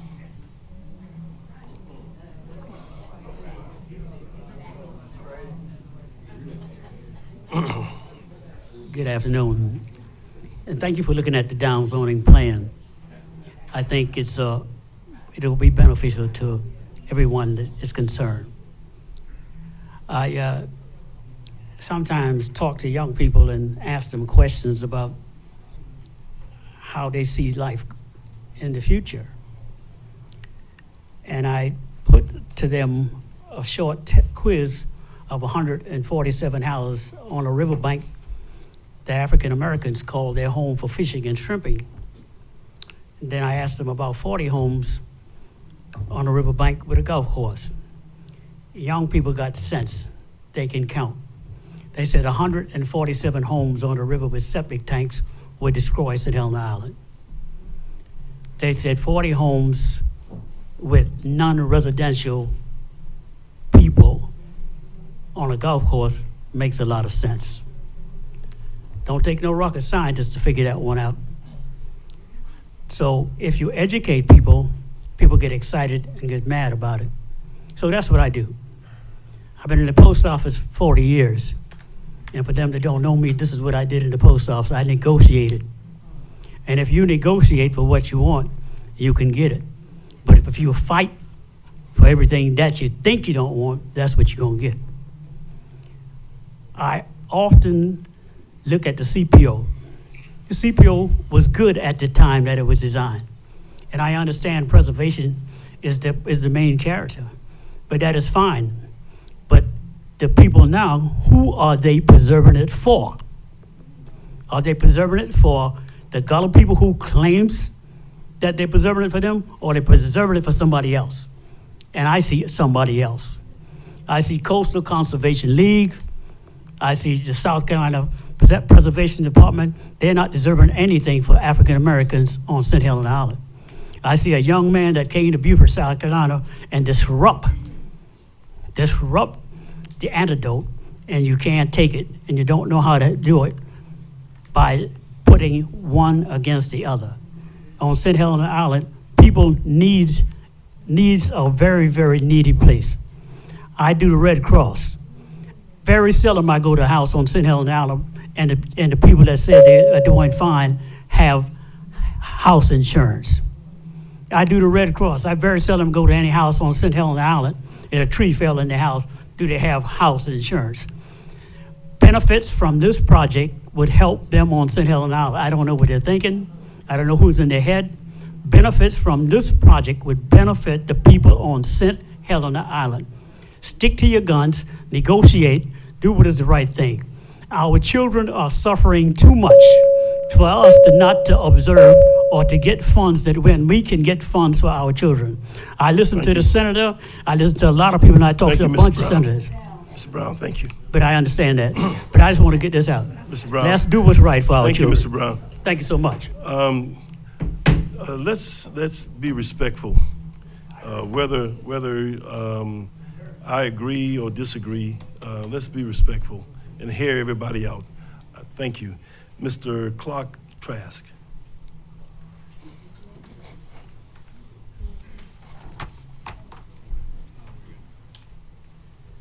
Thank you, Mr. Chairman and council members. I appreciate all y'all's efforts on our community's behalf. My name is Clark Trask. I was born in 1966 and grew up on St. Helena Island. It is home where my parents are buried and the place I wish my own ashes to be spread one day. It is also where my family has put a conservation easement on almost 1,000 acres to preserve it as fields and ponds and woodlands. For those who love St. Helena Island, these are tough times. Drive around Beaufort and Port Royal and you'll see blocks of apartment buildings replacing oak trees. Drive to Bluffton or Hilton Head and you're in a different world altogether. On your return trip, you'll notice that it takes 5 bridges to reach St. Helena. Driving through downtown Beaufort, you'll see a place where the entire town is on the National Historic Register, where the uniqueness of its architecture and history is preserved because it is so special. Some may remember the early 1990s when the DOT wanted to 5-lane the Chowan Creek Bridge and the route across St. Helena. I was on the St. Helena Citizens Advisory Committee with Joe Sherman and Joe Stevens and Gloria Potts, a group not unlike the coalition gathered here today seeking to preserve what is precious and unspoiled and worth fighting for. So what exactly is it that has aroused such strong emotions? 3 minutes is not enough to even begin, but let me say there is no silent majority supporting this golf course. Those words are patronizing and insulting. And while St. Helena's culture is rooted in history, it is surely not immune from worldly ills. Maybe the most difficult of those ills is that the world wants a piece of it. A developer wants to build a private golf course on an island. A developer drawn to this place for the very reason we are fighting for it. A developer who threatens to build 160 homes if the county does not grant him his golf course. A mentor in medicine once told me, don't just stand there, do nothing. Sometimes the hardest and wisest thing to do is nothing. And yet, County Council, that is what so many here today are asking of you. Please do not alter the CPO. If so, where does it end? With more gated communities? With more golf courses spilling herbicides into our pristine waters? With saltwater intrusion into our wells due to the millions of gallons of water that even so-called green golf courses disproportionately consume? My plea to County Council is that your legacy be one of preservation. It doesn't just have to be buildings in downtown Beaufort. The developer frames this as a tails I win, heads you lose situation. For surely 59 houses is better than 160. That misses the point altogether. The precedent set by this ruling will reverberate far beyond Pine Island. Please uphold the CPO. Years ago, citizens with great foresight laid out a vision to preserve the rural nature of St. Helena Island, specifically forbidding any new golf courses or gated communities. Many of those folks are now deceased. They did their part. Please carry the torch, pass the baton, defend the CPO, and let it be remembered that you did your part, that you did not change the rules, but that you stood firm in protecting this most precious part of Beaufort County and indeed of the world. Thank you. Thank you. Walter Mack. Walter Mack.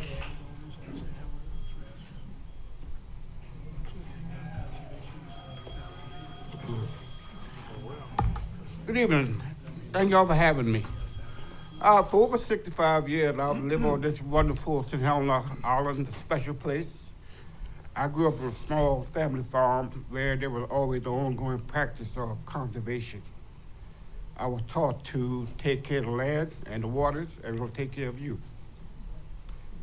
The lessons I've learned inspired me to join several conservation organizations, the Open Land Trust, Nature Conservancy, and USDA, and others. But today I'm not speaking on behalf of any of these organizations. I'm speaking on behalf of myself, a landowner, resident, and small farmer on St. Helena Island. During the mid-1990s, I believe it was, Beaufort County came and said they wanted to follow a state mandate to develop a conservation plan. I recall the first meeting that they had, and the plan from Beaufort County came with these elaborate plans, and it looks familiar like Hilton Head or Myrtle Beach. So we said we didn't want it, and we requested time to develop our own plan. And what happened out of that, the committee worked long hours, and we came up with a district that they did not even have. It's called a Rural Agriculture District. And that was the core of our CPO plan. And this was critical because I just reviewed a survey, and where our organization was tracking the number of farmers in Beaufort County. And a farmer is defined by USDA as anybody who can generate $1,000. And there were 40 farmers that were identified. And guess what? There were only 4 on south of the Broad, and 1 was a tree farmer. So that tell you what development does. Again, we asked them to dismantle the CPO, and the developer asked us to cut off part of the CPO. But St. Helena Island is a living ecosystem. When you try to cut off the water, the land, the air, the wind, part of that died, and what happened, the entire island died. And the part island will also be bordering the Morgan River. And you know the Morgan River leads into the East Basin. So just imagine that with all the wonderful things that they're gonna bring, they're also gonna bring some stuff that really interfere with the East Basin. And I just want to commend again this organization, this county council, and the people here. You've got a gift here. You have something wonderful. You have this CPO there's no other in the state of South Carolina. In my understanding, there's none other like this in the United States. So you got something special. You got to stick to your gun. And those people who look like me, and I'm saying they talk about generational wealth and all that. You have generational wealth. Mr. Mack. You have the land, and you have you have the land, and you have the culture. So hold on to that and fight for what you got. Thank you, Mr. Mack. Thank you.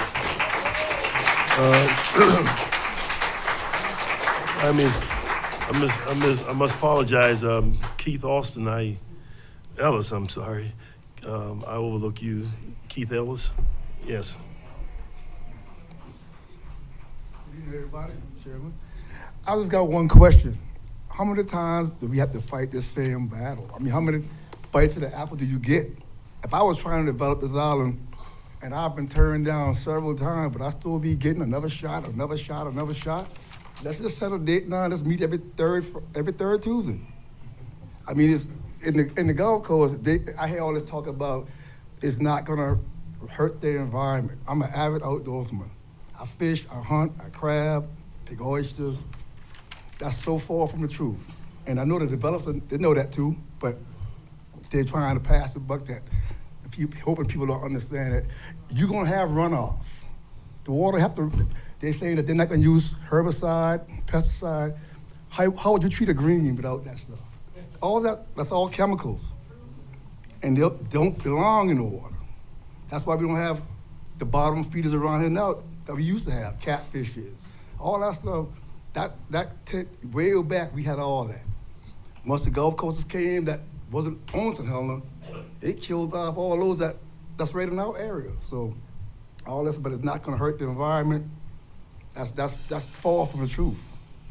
And I just want this board, Congressman, to uphold the CPO. It wasn't put in place to be negotiated. And I feel like right now, it's being negotiated. It's not, it was put in place, it's a law. It was put in place for the reason that it's the purpose it serves right now. So why have one person, one individual that's not from here? Everybody that's for this golf course, they're not from here. I'm a 61-year-old man, I've been here all my life. I'm a Marine Corps veteran, infantry. We go to combat, we dig in. We don't retreat. So they could come every week when I'm here, I'm digging in. So we ain't going nowhere. I'll bring the drink. But, you know, it's crazy to be having the same conversation week after week, the same narratives being said every week. What's changing? So when it's gonna be a definite no? No means no. It's like, okay, we get 10 no's, but we waiting on for one yes? And that one yes gonna change the thing, probably. So they waiting on one yes. How many times it's been voted down a no? So how many more times you have to have no? That's all I wanted to ask. How many no's do we have to get before? I'm quite sure y'all got other pressing issues to handle too, other than the same CPO meeting every time. Y'all don't have nothing else on the agenda? That's all I have to say. Thank you.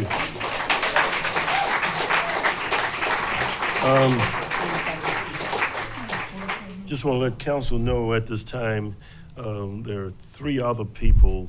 Should we move forward to finish this up at this time? Okay, then, oh, I need a motion to extend? Oh, Is there 3 more that want to speak? yes. I think we should hear them. So give me a motion to extend. I'll make the motion to extend. Do I get a second? Second. Second, thank you. Any objection? Thank you. Yeah. Inez Miller.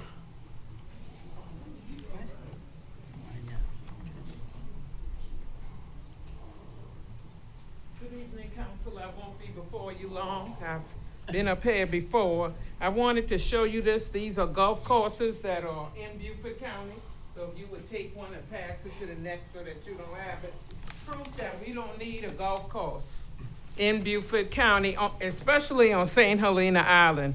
We have the signatures, as I stated before, 25,000 and counting. Go to Protect St. Helena, everyone, and sign that petition to keep St. Helena as it is.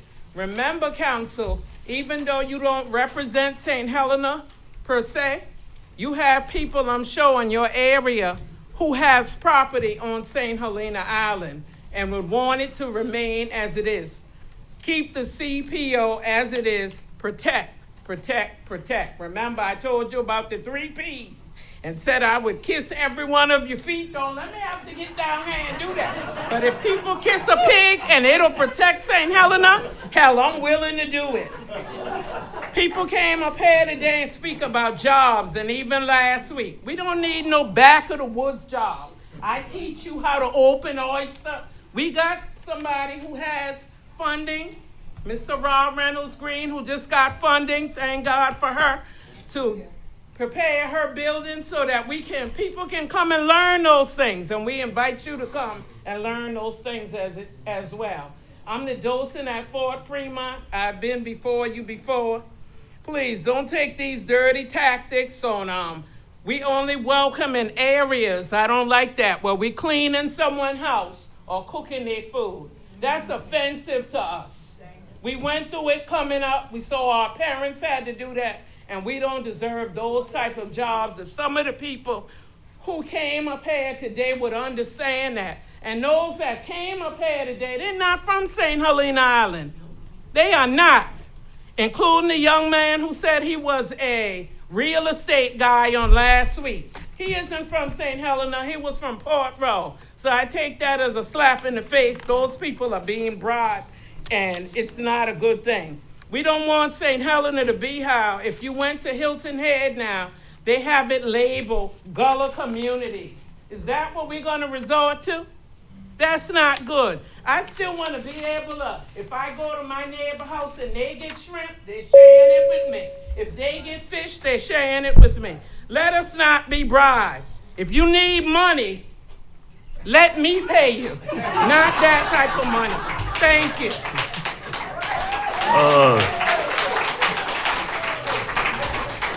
Dennis Ross. Dennis Ross. Dennis Ross? Dennis Ross. Okay. And he's in the other room? He was here earlier. While he's coming, Frankie Nelson. Yes. Okay, well, I'll be last, but I've been thinking about something. I live on St. Helena Island over on Club Ridge Road. My parents brought me to Beaufort County in 1960, 59-60. And you know what I think about, I worked retired landscaper on Fripp Island. I know a lot about golf courses. I interacted with the superintendents. You can't have a high-end golf course without pesticides and herbicides. Now, they might not run it into the creek, but won't it go into the aquifer? Won't that go on out to everywhere? And, okay, so there's 500 acres on Pine Island. I think, 160 houses wouldn't make that big of an impact, but a golf course would. And it would be bringing more people to that golf course to play golf. That means more traffic. And y'all know what we deal with traffic right now, right? And what about the runoff into the ditches that, all that traffic does? Doesn't that disturb our natural resources? I mean, I don't really understand what natural resources doing involved in this, except for maybe you care about that natural resource. So I'm hoping you do. And I'm really disappointed to see that this council member doesn't care about what the public says and got up and left. I don't know who she represents, but I think they ought to know if she ain't representing us. I think she has to get out, is why she left. Yeah, let's not. Okay, so wider roads, more traffic. What about property taxes? Is my property taxes going to go up when we got a resort? I mean, because isn't that what happened on Hilton Head and Bluffton, that ran out all those people that couldn't afford to pay their taxes because all these high-end golf courses came on? So it's a historical, natural resource. Let's protect it. Be with us, okay? Thank you. Thank you. That's it. Dennis Ross wasn't in the other room? No, and I want to just say this publicly. Queen Quet, I have you here, but I think you've spoken, so you're fine. So I didn't include you in the three. Okay, thank you. This meeting is adjourned. Thank you.